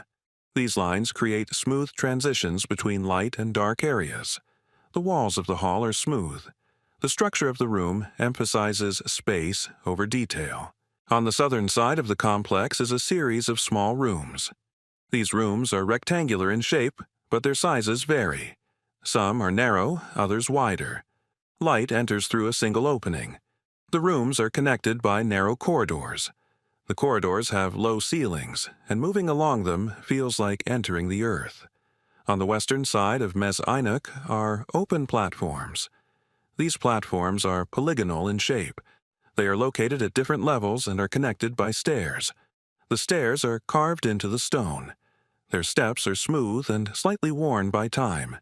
The light falls on the steps in such a way that each one appears as a separate horizontal line. As you move higher, terraces open up, revealing the lower levels of the complex. These terraces are lined with stone slabs arranged in tight rows. The surface is slightly sloping, creating long shadows along the edges of the terraces. These levels served as zones that united different parts of the complex. The area on the north side is particularly striking. Traces of large rooms have been preserved here. These rooms are carved into the hillside. Their walls are smooth, and their ceilings are slightly sloping. Light penetrates through the upper openings, creating a soft glow inside. The rooms are rectangular and interconnected. Moving further, one comes across a space that feels like an inner courtyard. This courtyard is an open area surrounded by several levels of walls. Light falls evenly on it. The courtyard's surface is paved with small stones. The unevenness of these stones creates a soft relief. On the eastern side of the courtyard is a group of small halls. These halls have round and oval bases. Their walls are cut into the ground. Light enters through only one opening. This creates a deep shadow inside, highlighting the shape of the walls. On the western side of the complex are long paths paved with flat slabs. They stretch along the slope. Light falls on their surface at an angle, highlighting the boundaries between the slabs. The paths connect the different levels of Mez Einok. Even higher up is a large hall, reminiscent of a space used for meetings. Its walls are smooth, and the ceiling is high. Light enters through a wide opening. This opening is positioned so that the light falls at an angle, creating a diagonal beam that extends across the entire hall. At the top of the complex is a platform overlooking the surrounding hills. This platform is level, its surface composed of dense stone. Light falls brightly upon it. The platform serves as a vantage point from which the structure of Mes Enoch can be seen as a single organism. Mes Enoch is a space that exists as a balance between earth and architecture. There is no boundary between nature and form. The rooms are carved into the rock, the terraces are built into the terrain, and the walls continue the lines of the hills. The light is distributed softly across the surface, highlighting the structure. Every line, every shadow, every transition here creates a sense of ancient order. This complex exemplifies how architecture can become part of the land. Mes Enoch maintains its structure through a combination of natural form and human intervention. Everything here exists in a single rhythm: relief, lines, light, and space. In the center of a high-altitude valley surrounded by folded mountains, where the slopes rise almost vertically and the light falls smoothly and harshly on the stone surface, lies a space that feels like a vertical city within the cliff itself. The Bamiyan Caves exist as a continuous facet running along a long cliff. This facet appears monolithic, but upon closer inspection it becomes clear that it is composed of hundreds of carved recesses, passages, niches, and chambers that form a complex structure embedded in the mountain massif. Light flows across this surface in such a way that each indentation becomes part of a single, grand rhythm, where vertical lines give way to horizontal ones, and shadows create the impression of multiple levels. The approach to the cave complex begins at the bottom of the valley. The earth here is dry, dense, and fine-grained. Light falls openly upon it, highlighting its smooth structure. The valley runs along the mountain and its surface gradually rises. The closer one gets to the cliff, the more pronounced the vertical lines formed by the rock surface become. These lines extend upward, creating a sense of height that exceeds human perception. The caves are embedded in this verticality so that they appear like windows in a vast stone structure. The first level of the complex is located low, almost at ground level. This level consists of a series of small entrances, each leading to a chamber carved into the rock. The entrances are rectangular. Their edges are smooth, and the light falls on them at an angle, creating soft shadows. The interior walls of the rooms are smooth, slightly curved. Light penetrates only through the entrance, creating a soft penumbra in the depths of the rooms. These rooms serve as a transition to the higher levels. The second level contains larger spaces. They are connected by narrow passages carved directly into the rock. The passages are rectangular in outline and of low height. Light enters through small openings located at the top of the walls. A soft semi-darkness reigns within the passages. The surface of the walls here is rough, but the lines remain clear. One of the rooms on this level is a circular hall. Its walls are slightly curved, and the ceiling has a slight dome-like curve. Light enters through a circular opening at the top of the dome, creating a soft beam that falls into the center of the hall. This beam forms a spot of light that gradually spreads across the floor. Silence reigns within. The stone absorbs sound, making the space feel enclosed and quiet. The third level contains rooms carved in long horizontal lines. These rooms are connected by corridors that run along the cliff face. The corridors are narrow, with smooth, straight walls. Light enters through openings cut into the rock at regular heights. These openings create a regular rhythm of light and shadow. In one of the halls on the third level, the walls are slightly curved. The ceiling rises upward, forming a soft vault. Light filters in through an upper window, creating a soft glow inside. The walls bear traces of rock processing, creating lines that emphasize the verticality of the space.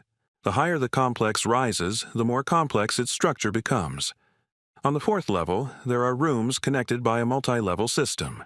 These rooms are connected by staircases carved into the rock. The staircases have narrow steps.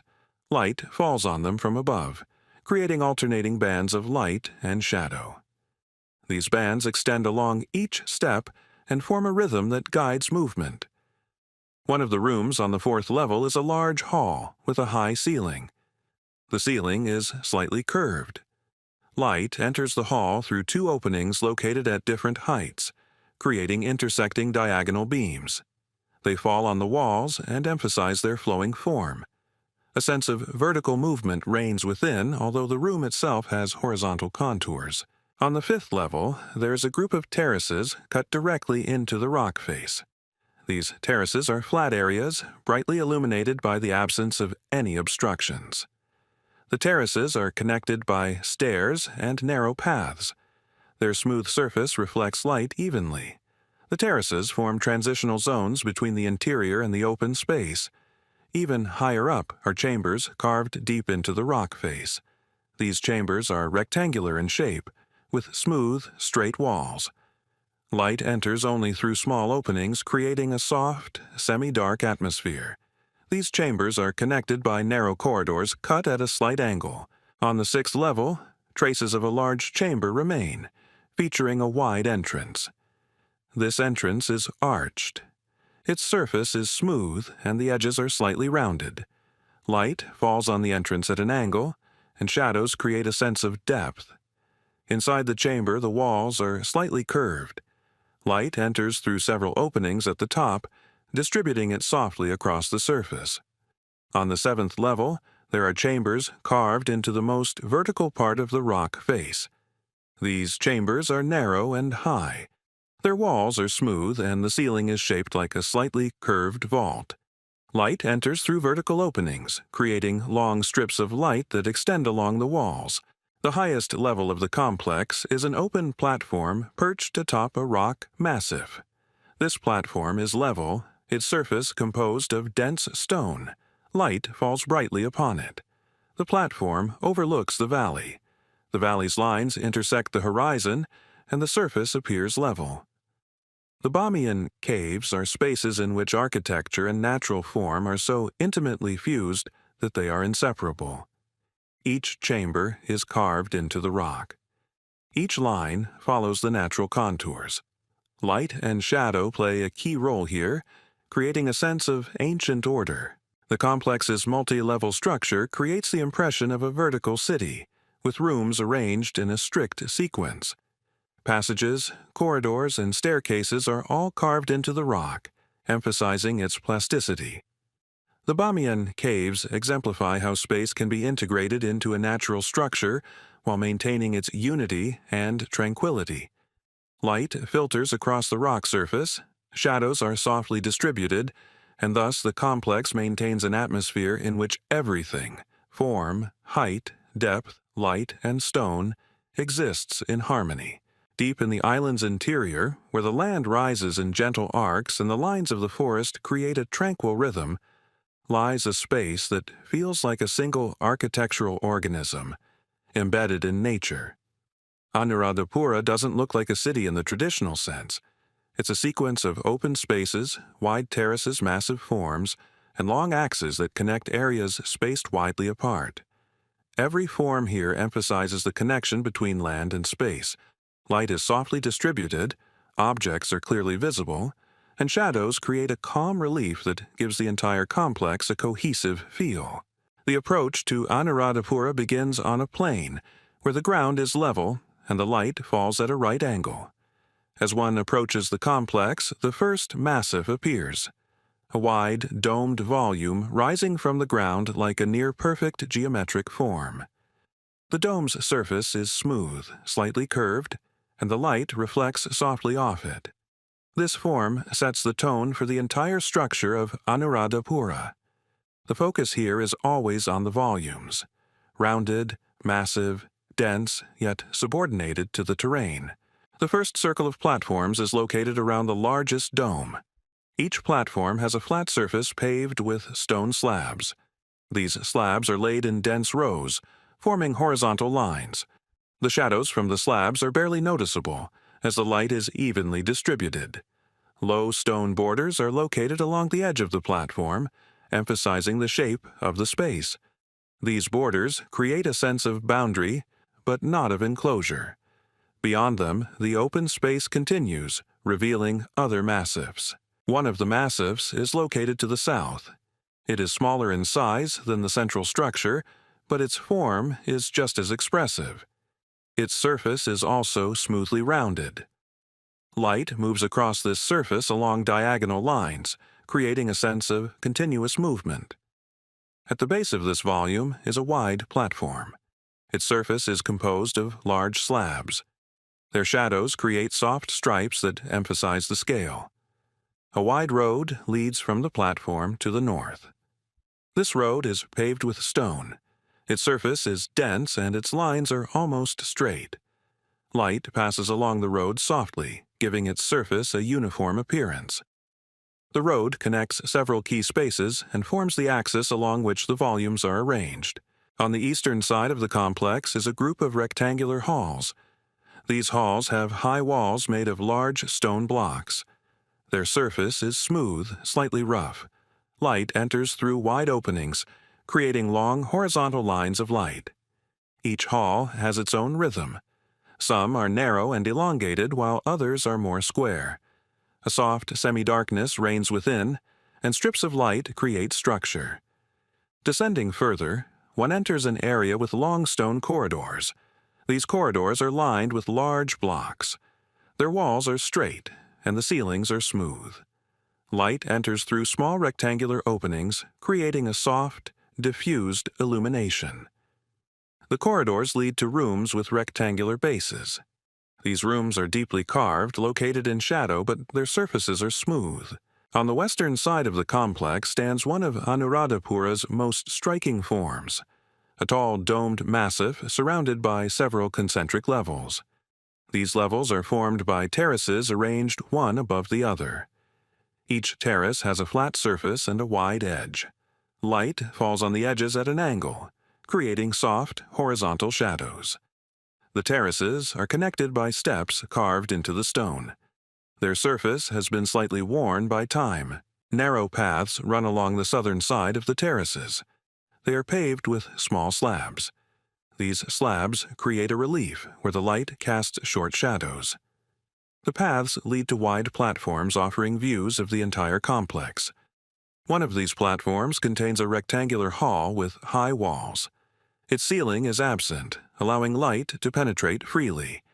Inside, the walls are smooth, their surface composed of large blocks. The light creates soft diagonals, emphasizing the height. The space then transitions to an area containing massive square plinths. These plinths are arranged in a strict geometric pattern. Their surface is smooth and slightly inclined. Light falls vertically on them, creating short shadows. The plinths form a structure that establishes the rhythm of the space. To the north of the plinths is a wide pond. Its surface is flat and smooth, reflecting light in a mirror-like manner. The pond is surrounded by a stone wall. This wall has rectangular outlines, its surface composed of large blocks. Light passes along the wall, creating long shadows. Ascending from the pond, you reach an area with several circular platforms. These platforms are carved into the relief. Their surfaces are smooth, and their edges are slightly rounded. Light falls softly upon them. The platforms are connected by narrow paths. Even higher up is a long hall. This hall is rectangular with smooth, high walls. Light penetrates through openings above. The interior is softly illuminated, and the shadows from the walls create diagonal lines that guide the eye throughout the hall. At the top of the complex is a wide dome, which can be considered the central point of Anuradhapura. Its surface is smooth, almost perfect. Light passes down the dome from the top, creating a gentle transition. A wide platform composed of large stone slabs surrounds the dome. The shadows from the slabs are barely noticeable. Anuradhapura is a space that is perceived not as a city, but as a system of forms. Each form emphasizes the relationship between the land and the architecture. There are no abrupt transitions. Everything is subordinated to line, scale, and light. Domes, halls, corridors, terraces, all create a unified rhythm. Light falls softly across the surface. Shadows create structure. The space seems endless, yet organized. Anuradhapura retains a sense of ancient order, in which every element follows the natural line. The architecture here exists as an extension of the landscape. It is embedded in it, not imposed. This is a space where form and land are united at the level of structure. In central Vietnam, where hills rise from the damp earth in gentle arcs, forming calm, even lines, lies a space that feels like a hidden architectural valley. My son is located within a natural amphitheater surrounded by low mountains. These mountains create an enclosed space where sound is softened and light is evenly distributed. The humid air softens the contours, and the forms appear slightly blurred, as if they were part of the landscape itself. Here, the space is held together by a combination of stone, earth, and greenery, creating the feeling that the architecture arose not through human intervention, but as a natural growth of the terrain. The approach to Meissen begins with a narrow trail that winds through dense patches of tropical forest. The leaves form a dense canopy, and light penetrates in short vertical lines. The soil is moist and springy. Soft shadows move with the wind, creating a rhythm that accompanies the path.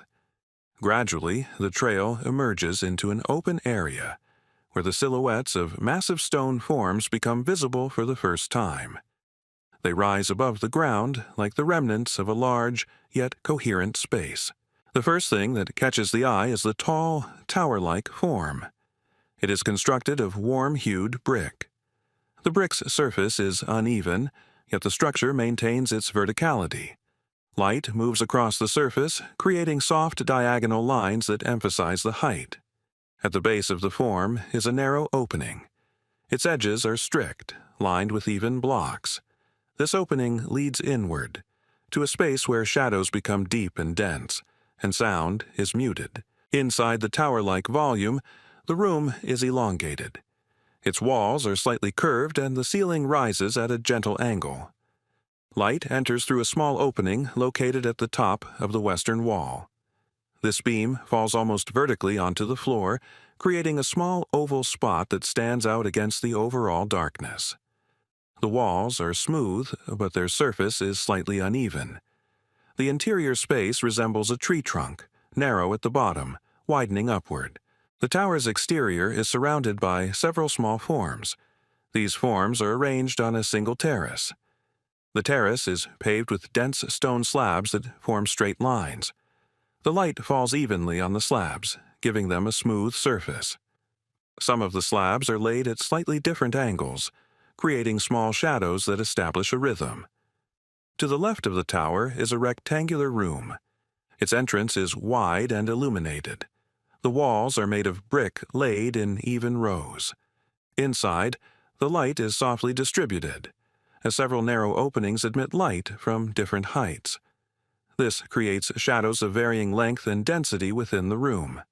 The ceiling is low and slightly curved, creating a sense of horizontal movement, contrasting with the vertical structure of the tower. Further away, a field of low buildings located close to one another opens up. These buildings have strict forms, straight walls, angles, and smooth lines. Light passes over them in stable horizontal lines. Their surfaces are covered with traces of moisture, creating soft shadows that emphasize the structure. These forms are perceived as a coherent group, in which each object complements the others. On the southern side of the complex, a group of objects stands on a circular platform. The platform is paved with small stone slabs. Its surface is slightly inclined.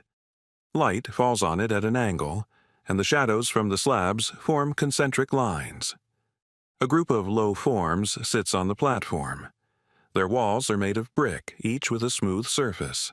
Light penetrates into the spaces, creating thin lines of light on the floor.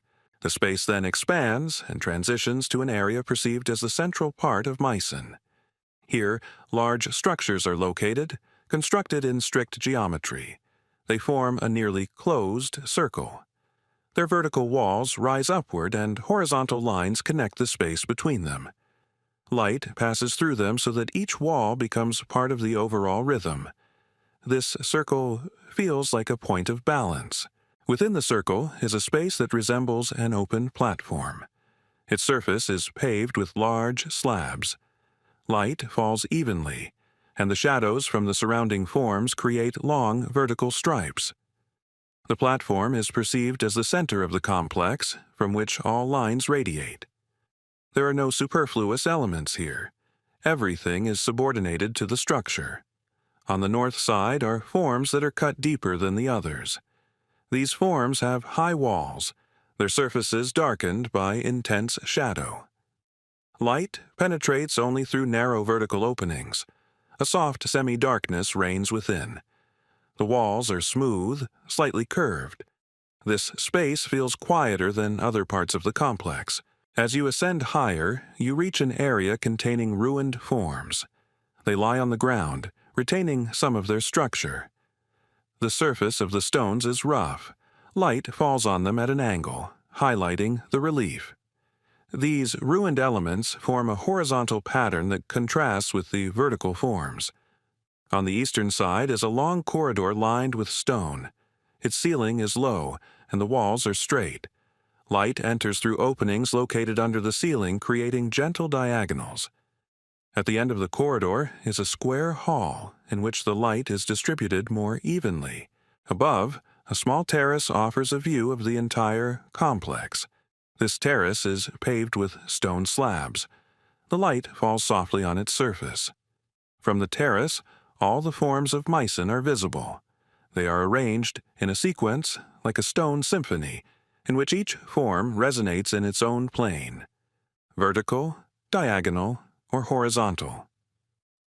Mycen is a space in which architecture exists in close connection with the earth.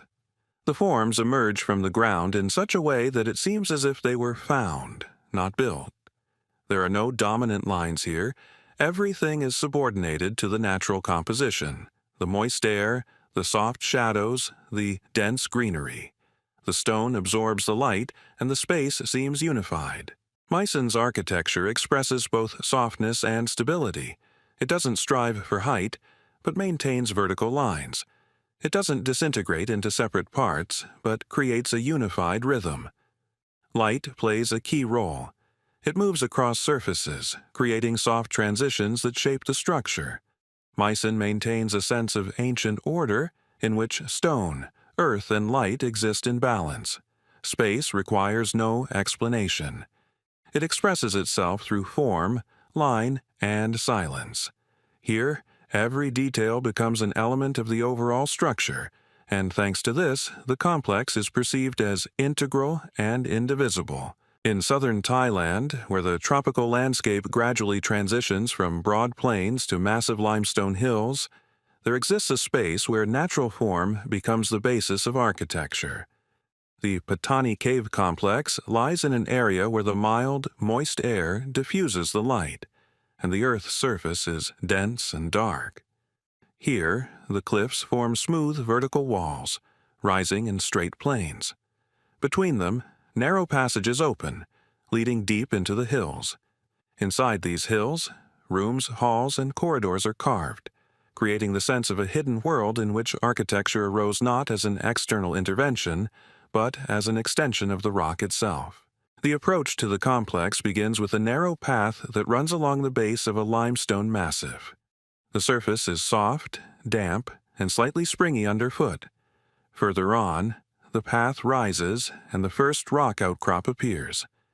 Its surface is rough and vertical. The light falls on it in such a way that small irregularities become pronounced, and shadows create a calm relief. In this vertical space, a narrow crack opens, the first entrance to the cave complex.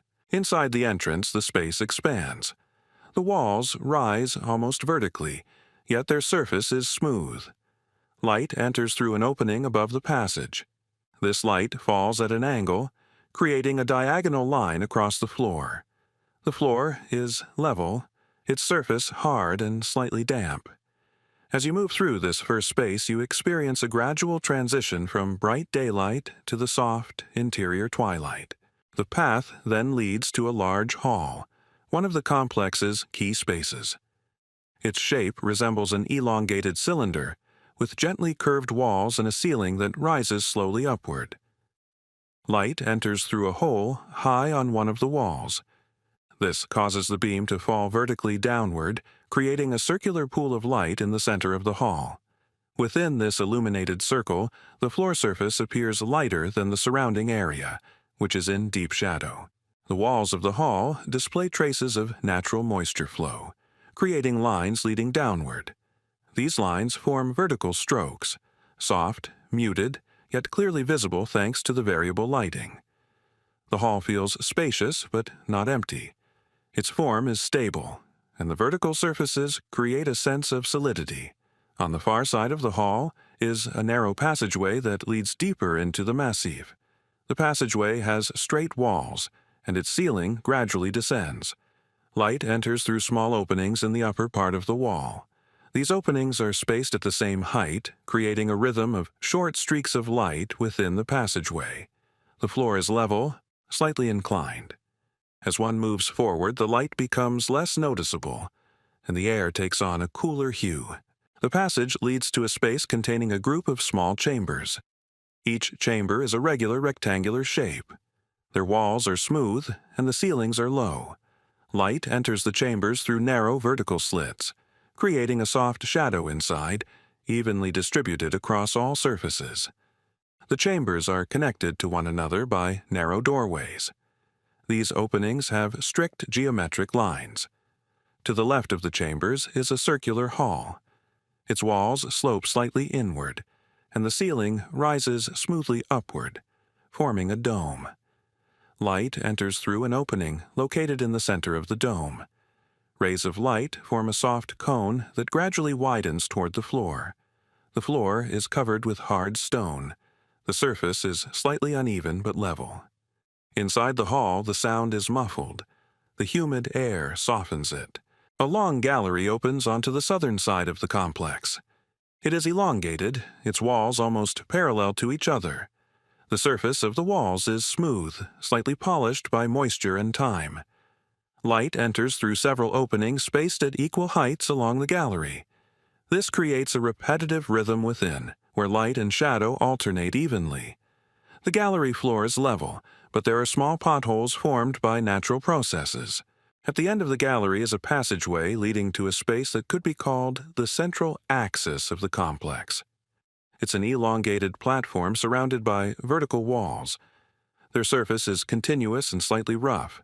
Light enters through a large opening at the top, distributing the light evenly and creating soft shadows.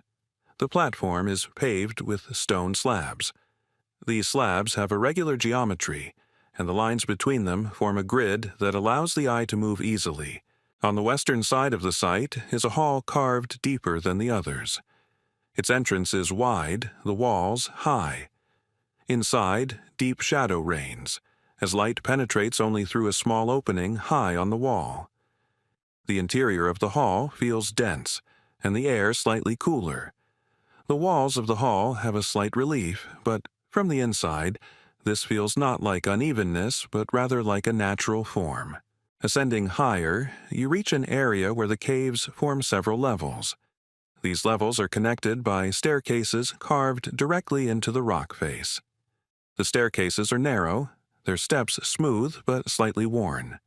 Light falls on the steps from the upper level, creating alternating shadows. The staircases lead to small terraces carved at varying heights. The terraces have a flat surface and serve as transition points linking different parts of the complex. On one of the upper terraces is a high-ceilinged room.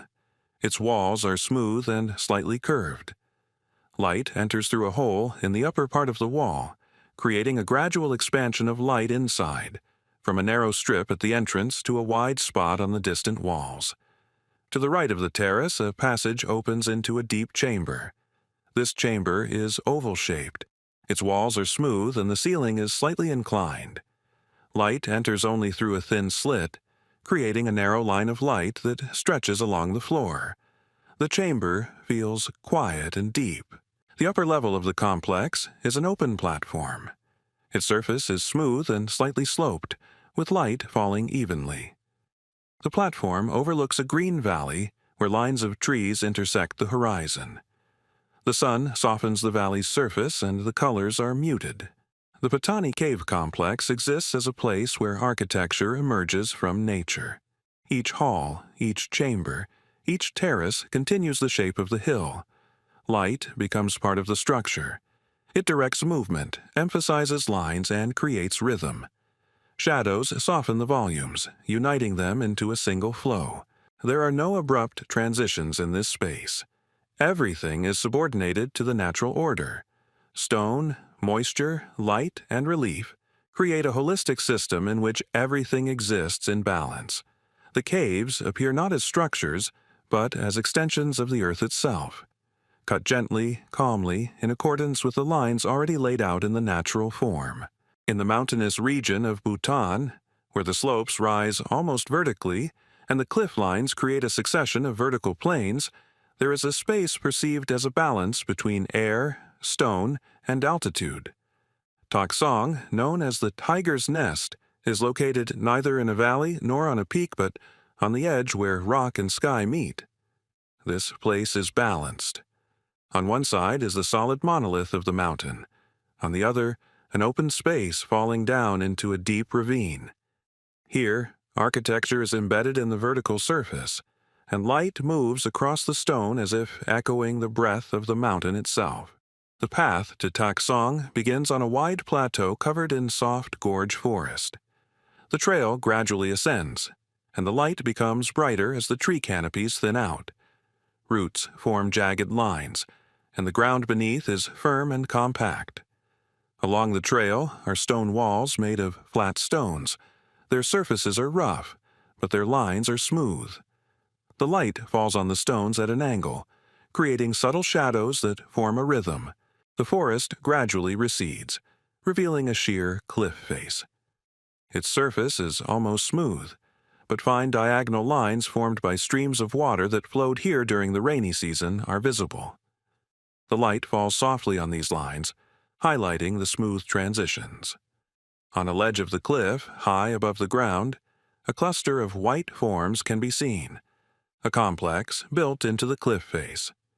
The approach to the first viewpoint is along a narrow path, anchored to the slope. The path has a level surface, paved with flat slabs. The light falls softly on the slabs, but in places the stone reflects a bright, glaring light. Low walls line the path, forming boundaries and emphasizing the vertical. The first observation deck is a flat area carved directly into the rock face. Its edges are protected by a wall, but the deck itself is open to the light. From here, one can see that the complex is arranged on several levels, connected by bridges, terraces, and stairs. The white walls stand out against the dark stone, and the light makes them even brighter. From the deck, a path leads down to a narrow bridge. This bridge spans a deep fissure. Its surface is smooth, laid with thick wooden planks. Light filters along the planks, highlighting their straight lines. Shadows from the railings create a diagonal rhythm that leads to the other side of the fissure. After the bridge, the path ascends. Here lies the first group of chambers carved into the rock. The entrances to these chambers have straight, geometric shapes. The interior is dimly lit. Light filters through narrow rectangular slits, creating long vertical stripes on the floor.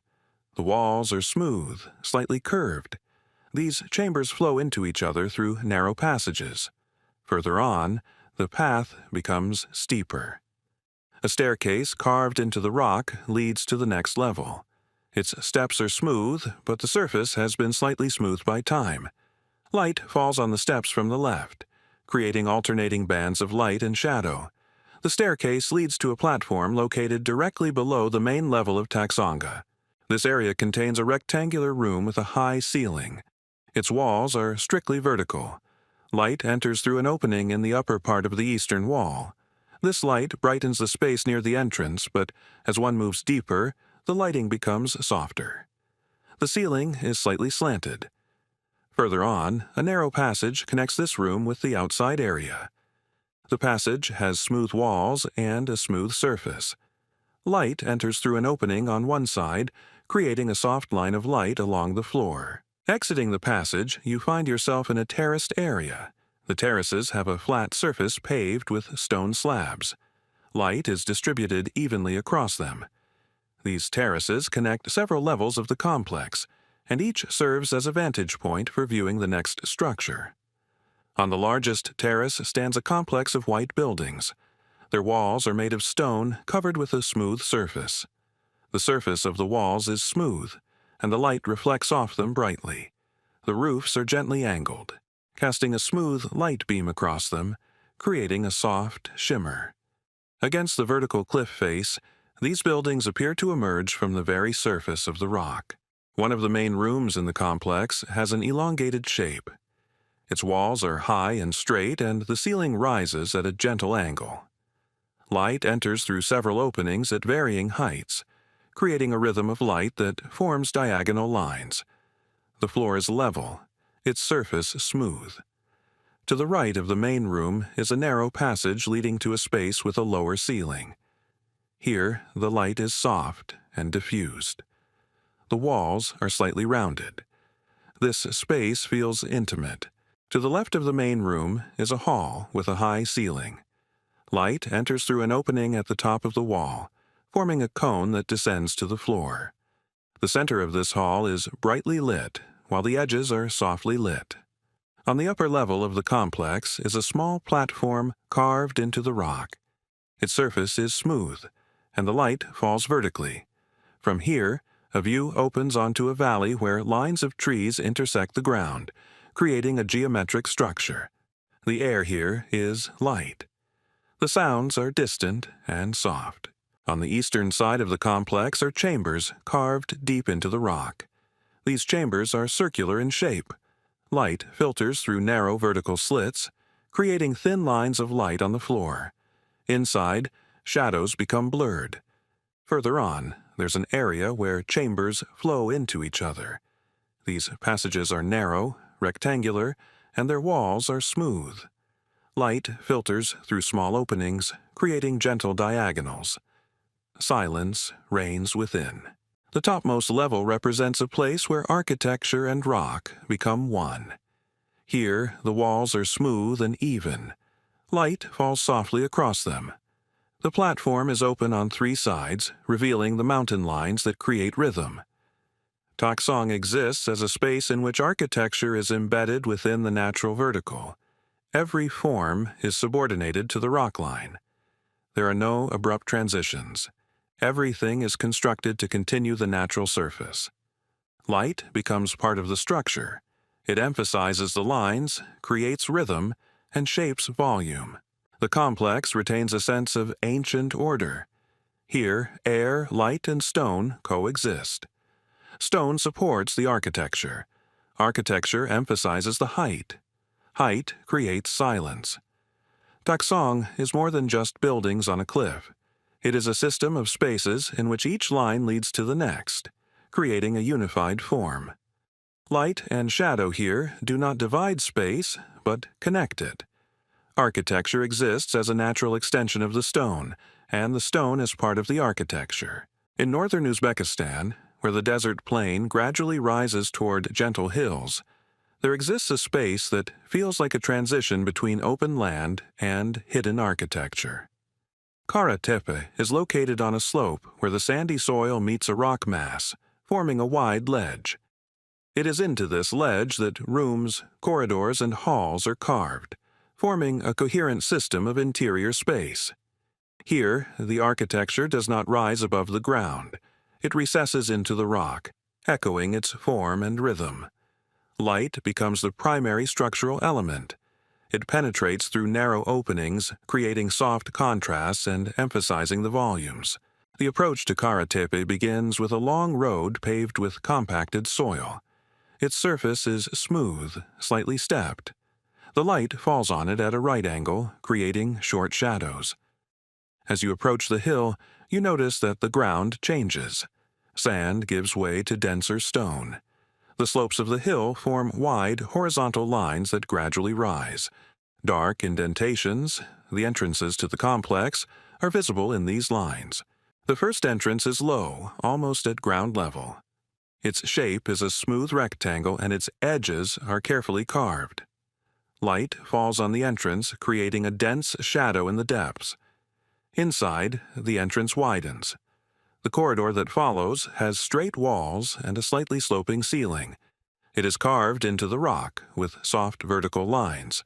Light enters only from the front, and therefore its intensity diminishes as one moves forward. Subtle horizontal carving marks are visible on the walls. These marks create a rhythm that emphasizes the direction of movement. The corridor opens into a circular room. Its walls are slightly curved and the ceiling rises gently upward, forming a dome. Light enters through an opening at the top of the dome. This light falls vertically, creating a bright spot in the center. The walls and floor remain in soft shadow. This space feels stable and calm. Every detail is subordinated to the overall form. Two narrow passages lead from the circular hall. The first passage is straight, its walls smooth. Light enters only through the opening, and the shadows become denser as one moves further. The passage leads into a rectangular room. Its ceiling is low, and the walls are smooth. Light enters through a small slit located high on the wall, creating a soft, diffused light inside. The floor is flat and solid. The second passage leads into a larger room. It is elongated, the walls are slightly curved, and the ceiling rises slowly. Light enters through two openings. These openings are located at different heights, so the light beams cross the room. The floor is covered with dense stone, the surface slightly uneven. The shadows are distributed smoothly along the walls. The space then expands and opens into the central hall. This hall is one of the key elements of Karatepe. Its shape is rectangular with a high ceiling. The walls are smooth, slightly rounded at the top. Light enters through a long horizontal opening located under the ceiling. This softly illuminates the walls and brightens the floor. A tranquil atmosphere reigns within, and the sound is slightly muffled due to the density of the stone. To the left of the central hall is a gallery. It takes the form of an elongated corridor. Its walls are straight and the ceiling is low. Light enters through several vertical slits spaced at equal heights. Because of this, the gallery is filled with a rhythm of short stripes of light. The floor is level, slightly inclined. The gallery leads to a small room. This room is a perfect square. Its walls are smooth. Light enters through a small round opening. The shadows inside are deep, but the transitions are soft. To the right of the central hall is a group of rooms, cut deeper than the others. These rooms are connected by narrow passages. The entrances are rectangular with smooth edges. Inside, the light is distributed unevenly. Some rooms are illuminated through crevices above, while others remain almost completely in shadow. The walls of these rooms are slightly curved, and their surface is smooth. The air here seems dense. The silence is profound. On the northern side of the complex are open terraces cut into the rock. These terraces have a smooth surface and the light falls brightly. The terraces are connected by stairs. The stairs are narrow, their steps carved into the stone. The light creates alternating bands of light and shadow. These terraces offer views of the lower levels of the complex. Entrances, corridors, and halls are visible. All of this forms a unified ensemble in which horizontal and vertical lines are united in a single rhythm. Even higher up is a platform that serves as the composition's balance point.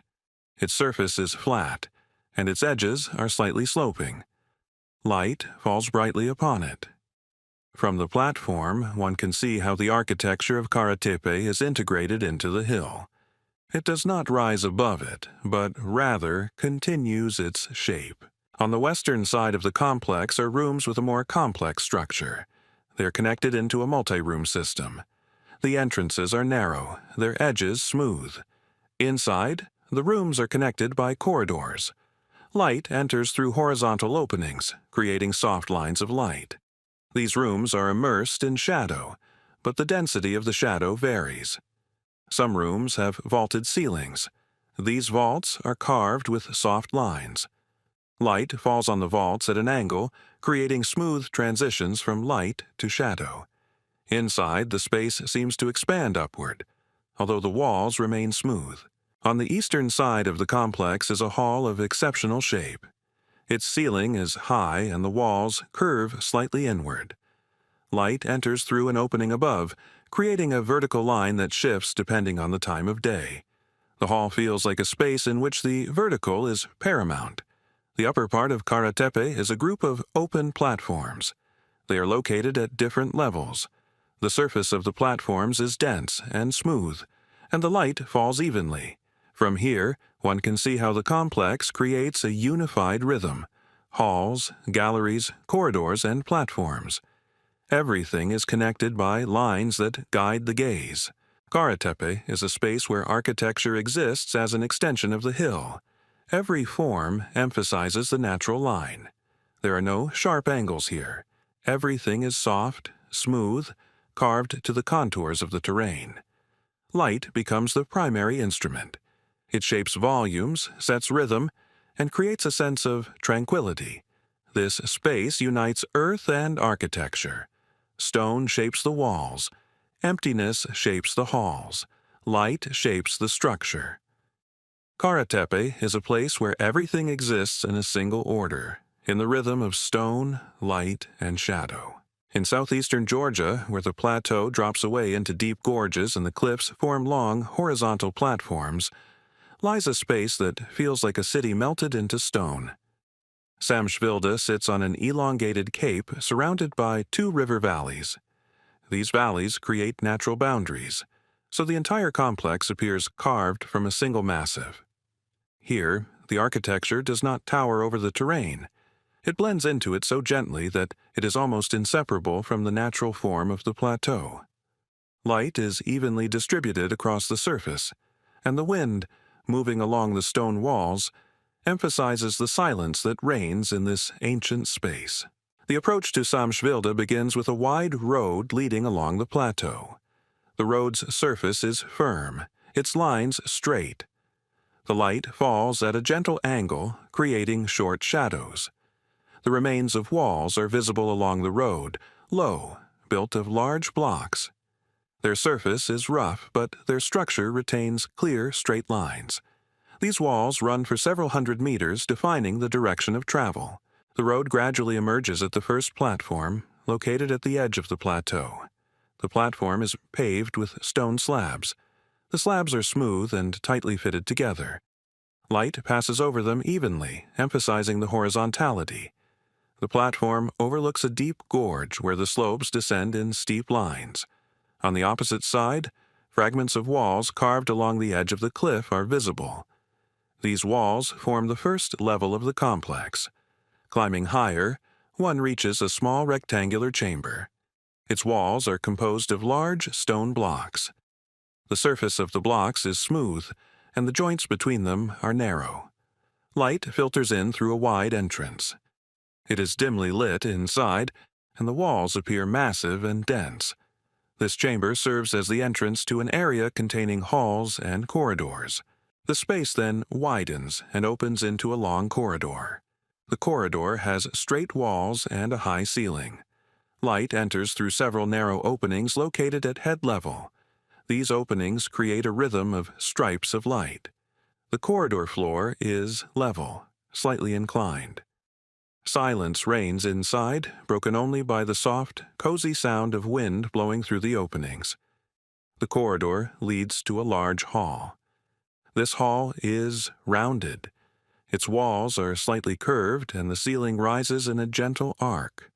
Light enters through an opening located at the top of the wall. It falls vertically, creating a soft spot of light in the center. The floor of the hall is smooth and even. A feeling of peace and tranquility reigns inside. This hall is one of the key points of the complex. On the south side of the hall is a wide passage. Its walls are smooth and straight, and the ceiling is slightly lower. Light enters in narrow strips.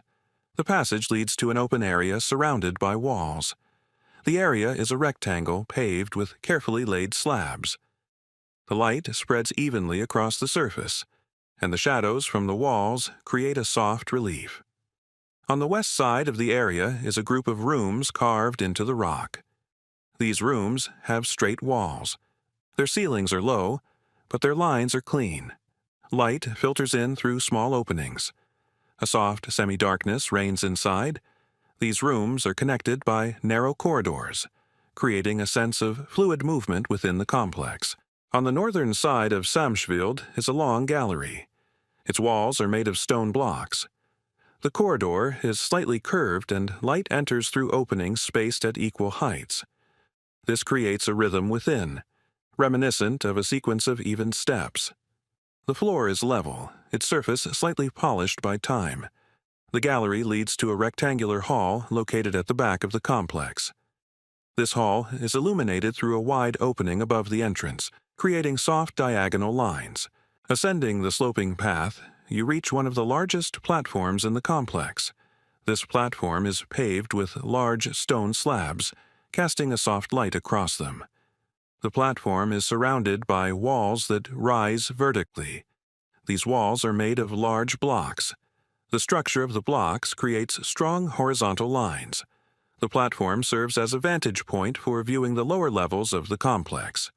On the eastern side of the platform is a long staircase. Its steps are carved into the stone. The surface of the steps is smooth. Light falls on them at an angle, creating a rhythm of light and shadow. This staircase leads to the upper part of the complex, where high-ceilinged rooms are located. These rooms have wide walls, and light penetrates through the upper openings. The upper level contains a space that resembles a long, rectangular hall.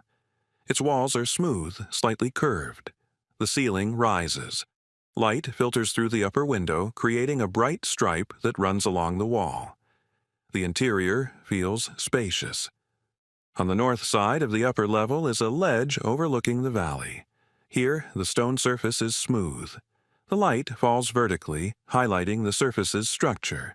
From here, one can see how Samsvilde is embedded in the landscape. The forms continue the lines of the plateau and the walls form a unified rhythm. Further on lies a group of small rooms connected by narrow passages. These rooms have smooth walls and low ceilings. Light penetrates through small vertical crevices. A profound silence reigns within. The stone walls absorb sound. On the western side of the complex is another significant space, a rectangular platform carved into the stone. Its surface is covered with dense slabs, casting light evenly across it.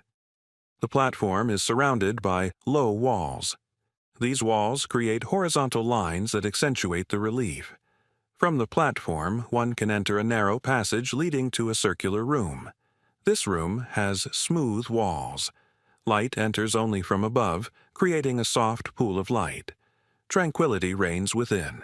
Samsvild is a space that feels like a city, but built not upwards but into the earth. Every form emphasizes the horizontal. Every wall follows the contours of the terrain. Light becomes a key element, creating structure.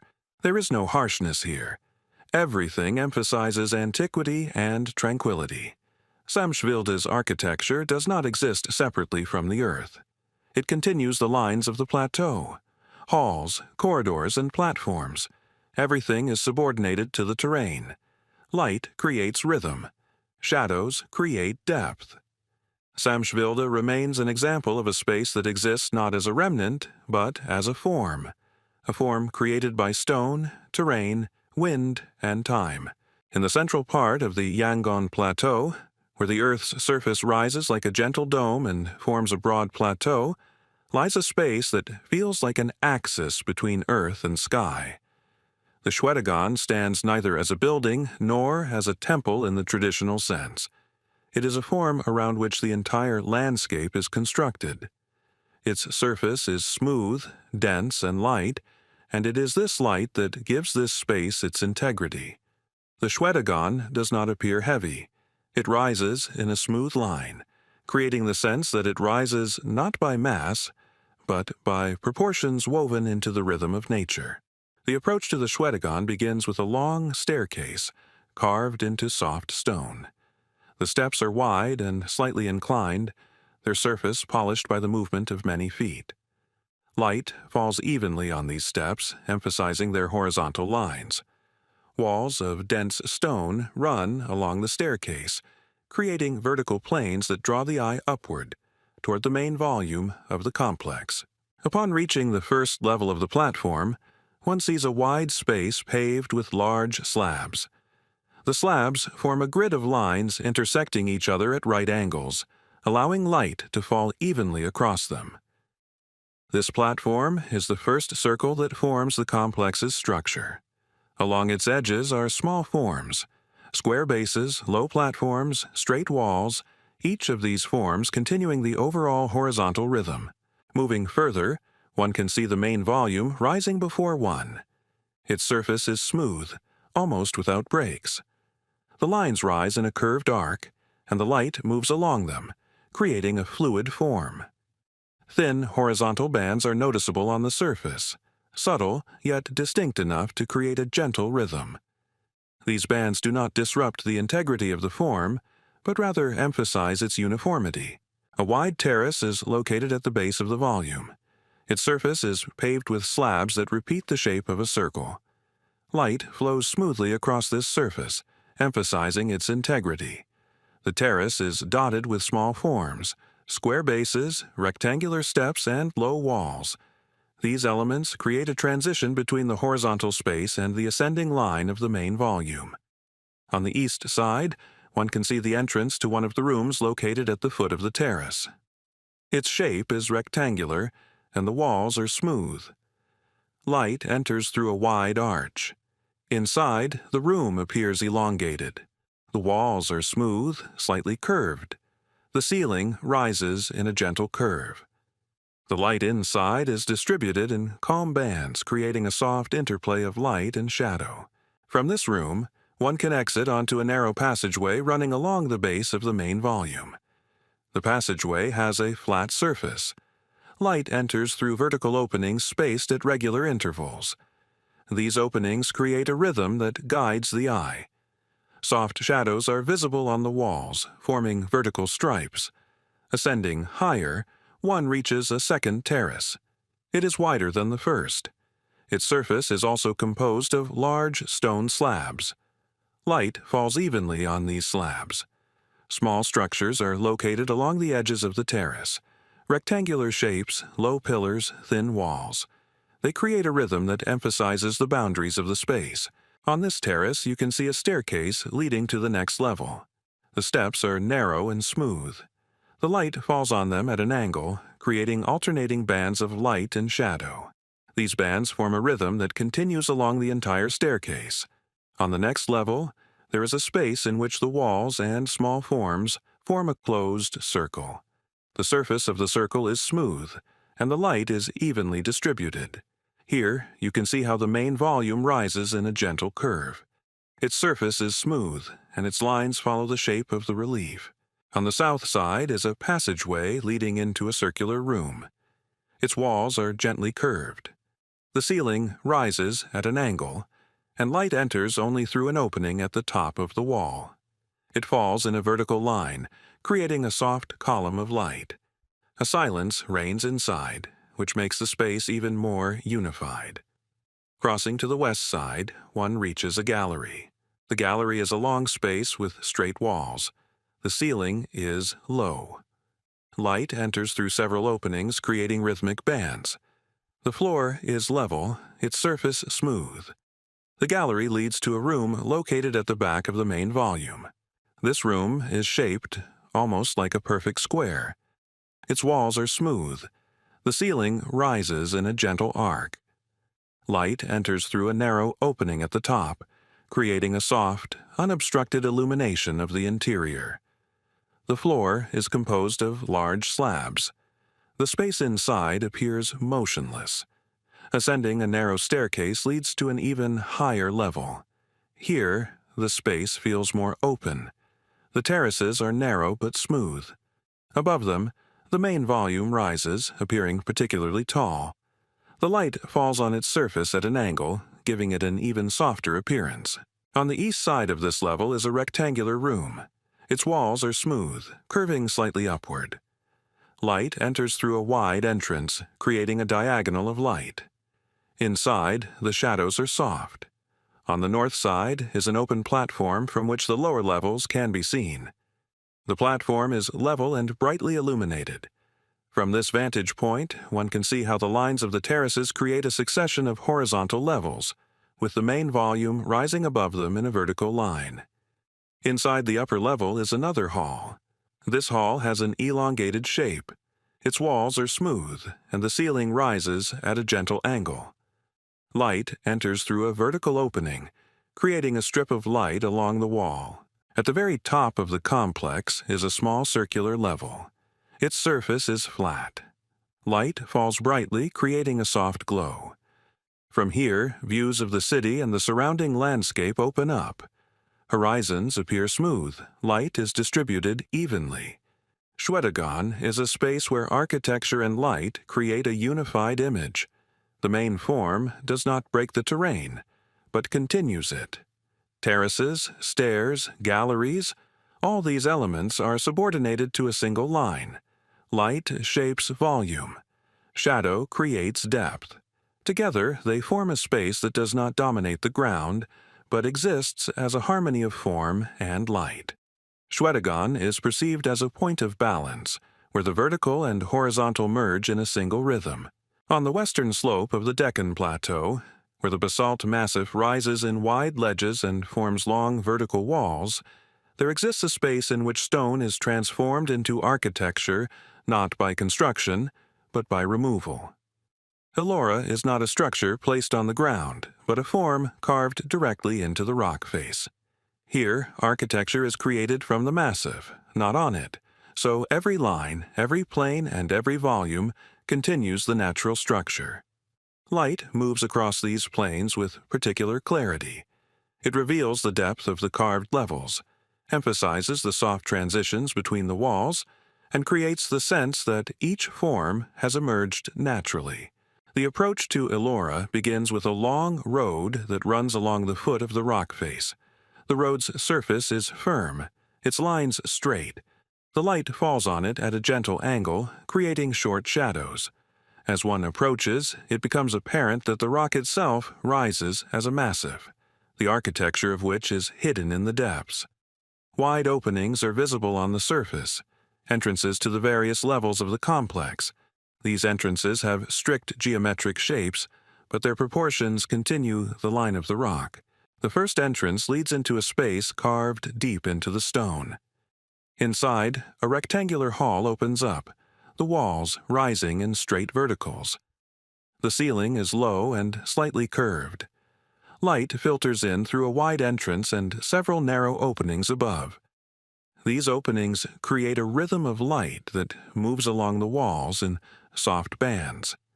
The floor of the hall is level, its surface smooth, slightly polished by time. The hall connects to another space, a long corridor. The corridor has straight walls and a low ceiling. Light enters through narrow slits, creating a sequence of light lines. The shadows are soft, their density changing depending on the distance. The corridor leads to a room with a higher ceiling, where the space expands. Here, the walls rise in soft verticals. The ceiling forms a slight arch. Light enters through a single wide opening located high up. This ensures that the hall is evenly illuminated, but not overly so. The floor is laid with smooth stone slabs. These slabs create a horizontal grid that contrasts with the vertical lines of the walls. From this space, one can enter one of the most striking parts of the complex, an open area carved entirely from the rock. This area is a rectangular courtyard surrounded by multi-level walls. These walls rise evenly, their surface smooth. Light falls from above, filling the space entirely. Inside, one senses the scale created by the vertical stone. On one side of the courtyard, a series of columns is carved. The columns stand in a regular rhythm. Their surfaces are smooth, and their lines are vertical and strict. Light passes softly between the columns, creating bands of light and shadow. Hidden behind the columns is a low-ceilinged room. The walls of this room are smooth and slightly curved. Light enters through a narrow entrance, creating a soft stream of light. This space feels particularly quiet. Sound is muted and the air is dense. The courtyard connects to a hall that is cut deeper than all the others. This hall has an elongated rectangular shape. Its walls are smooth, and the ceiling rises at an angle. Light enters through narrow openings positioned high above. These openings create a rhythm of light that moves across the surface of the walls in soft diagonals. To the left of the hall is a group of small rooms. These rooms are square, with smooth walls and low ceilings. Light enters through small vertical slits. Inside, the shadows are dense, but the transitions are soft. These rooms are connected by short passages, creating a smooth route through the complex. To the right is a hall with a higher ceiling. Its shape is almost square. The walls are smooth, sloping slightly inward. The ceiling forms a gentle curve. Light enters through an opening in the upper part of the wall. The beam falls vertically, creating a bright spot in the center. The floor is slightly cool, the surface smooth. Moving further down the corridor, you can reach another open area. It is a terrace carved out at the mid-level. Its surface is flat and wide, and the light falls brightly on it. Nearby walls create vertical lines that smoothly transition into the horizontal of the terrace. From the terrace, the lower levels of the complex are visible. You can see a sequence of porticos, halls, and corridors carved into the depths of the massif. Each form continues the previous one. The architecture creates a unified rhythm. The upper level contains the most deeply carved rooms. These halls have vaulted ceilings. The vaults are carved with soft lines, their surfaces smooth. Light enters through a single high opening. It moves along the vault, creating subtle transitions from light to shadow. The hall feels particularly spacious, although its walls are smooth and austere. Adjacent to this is an open area with rectangular walls. These walls are high, their surfaces smooth. The light falls evenly, making the vertical lines particularly clear. The area serves as a transition to the next level. This level contains small chambers carved deep into the rock. These chambers are oval in shape. Their walls are smooth, and light enters through narrow vertical slits. Silence reigns within. Deeper in the complex is a room where the walls merge into a vaulted ceiling in a single, continuous line. Light enters through an opening above. A slight echo is felt within. Even higher up is a narrow passage leading to a small terrace. The terrace has a flat surface, and the light falls brightly upon it. From here, the upper part of the complex is visible, the rhythm of walls, corridors, and terraces carved into a single massif. Elora's architecture creates the impression that the forms arose of their own accord. There are no elements here that contradict the rock. Each part of the complex is subordinated to the contours of the relief. Light shapes volume. Shadow creates depth. Elora is a space where stone becomes air, and air becomes part of stone. Form emerges through the destruction of material. Stone becomes space. Space becomes structure. Everything here exists as a unified system. Halls, corridors, courtyards, terraces. Light and shadow create a rhythm that follows the relief. Elora remains an example of how interior architecture can continue the natural lines of a mountain rather than disrupt them. In northwestern Mesopotamia, where the desert plain stretches out into a flat surface and the horizon seems particularly broad, lies a space that feels like a city emerging from the earth itself. Hatra is located on a site where soft sandy layers give way to dense soil, and wind patterns create a subtle relief. Here, the architecture creates its own order while still maintaining the natural texture of the desert. The main forms rise smoothly from the ground, without abrupt transitions, and light moves across them as if it were part of the structure itself. The approach to Hatra begins in a wide area where the earth is compacted into an even layer. The light falls softly on this surface, creating subtle shadows. As you move forward, the first vertical forms appear, the remains of the outer walls. They are located almost parallel to each other, forming strict lines. The surface of the walls is rough, but the proportions are clearly maintained.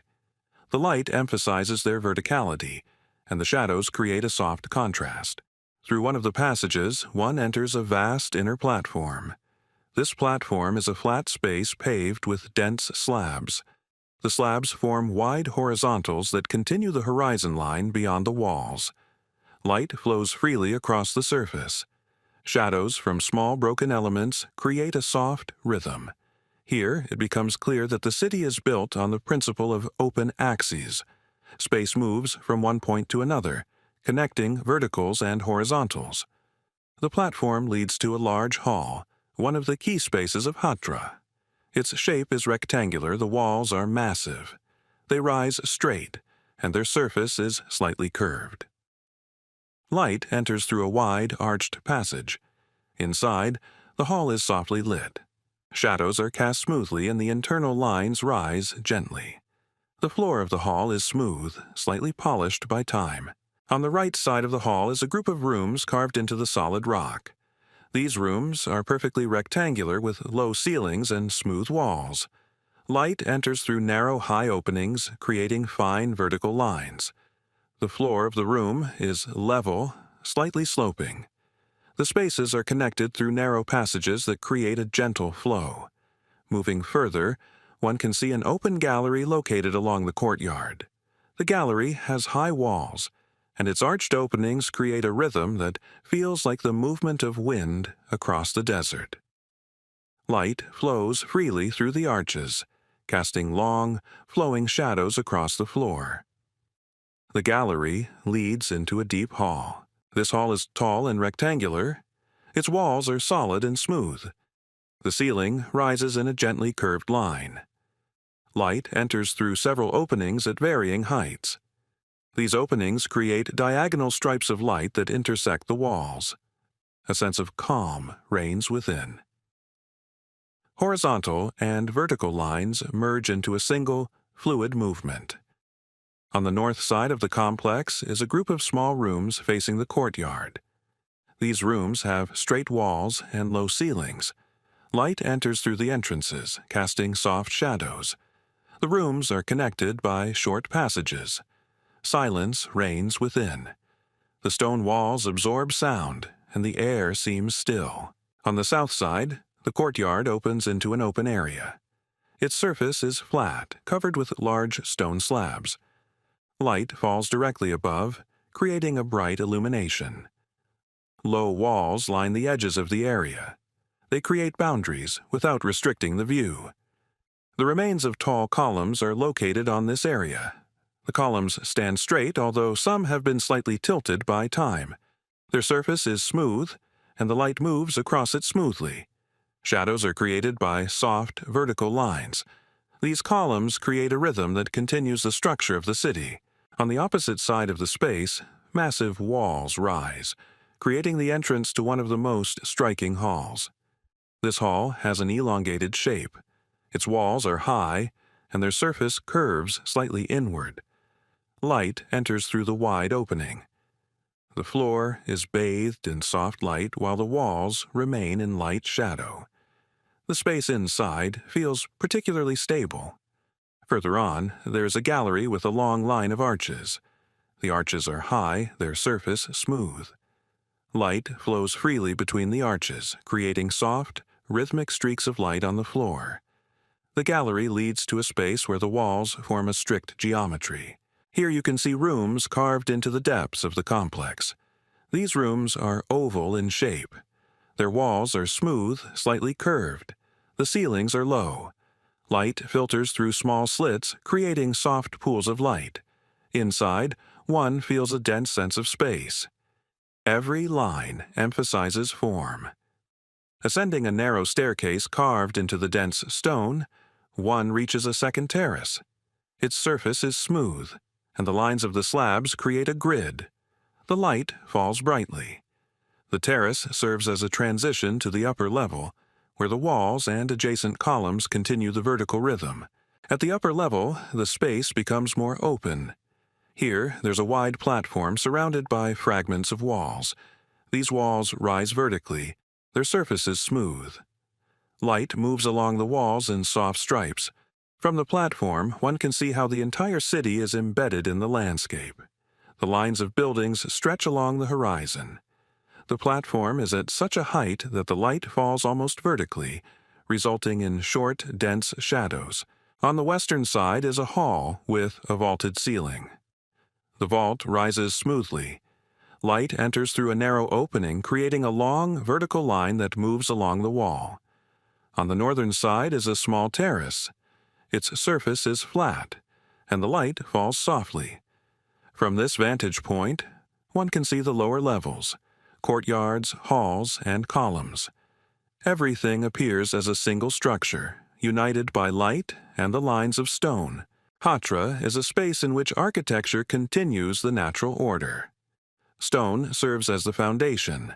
Light shapes volume. Shadows create depth. All lines align with a single rhythm. The city feels like a system of spaces in which each form is a continuation of the previous one.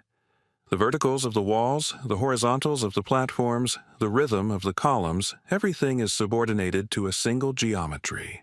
Hatra remains an example of a space where stone mass and open air create harmony.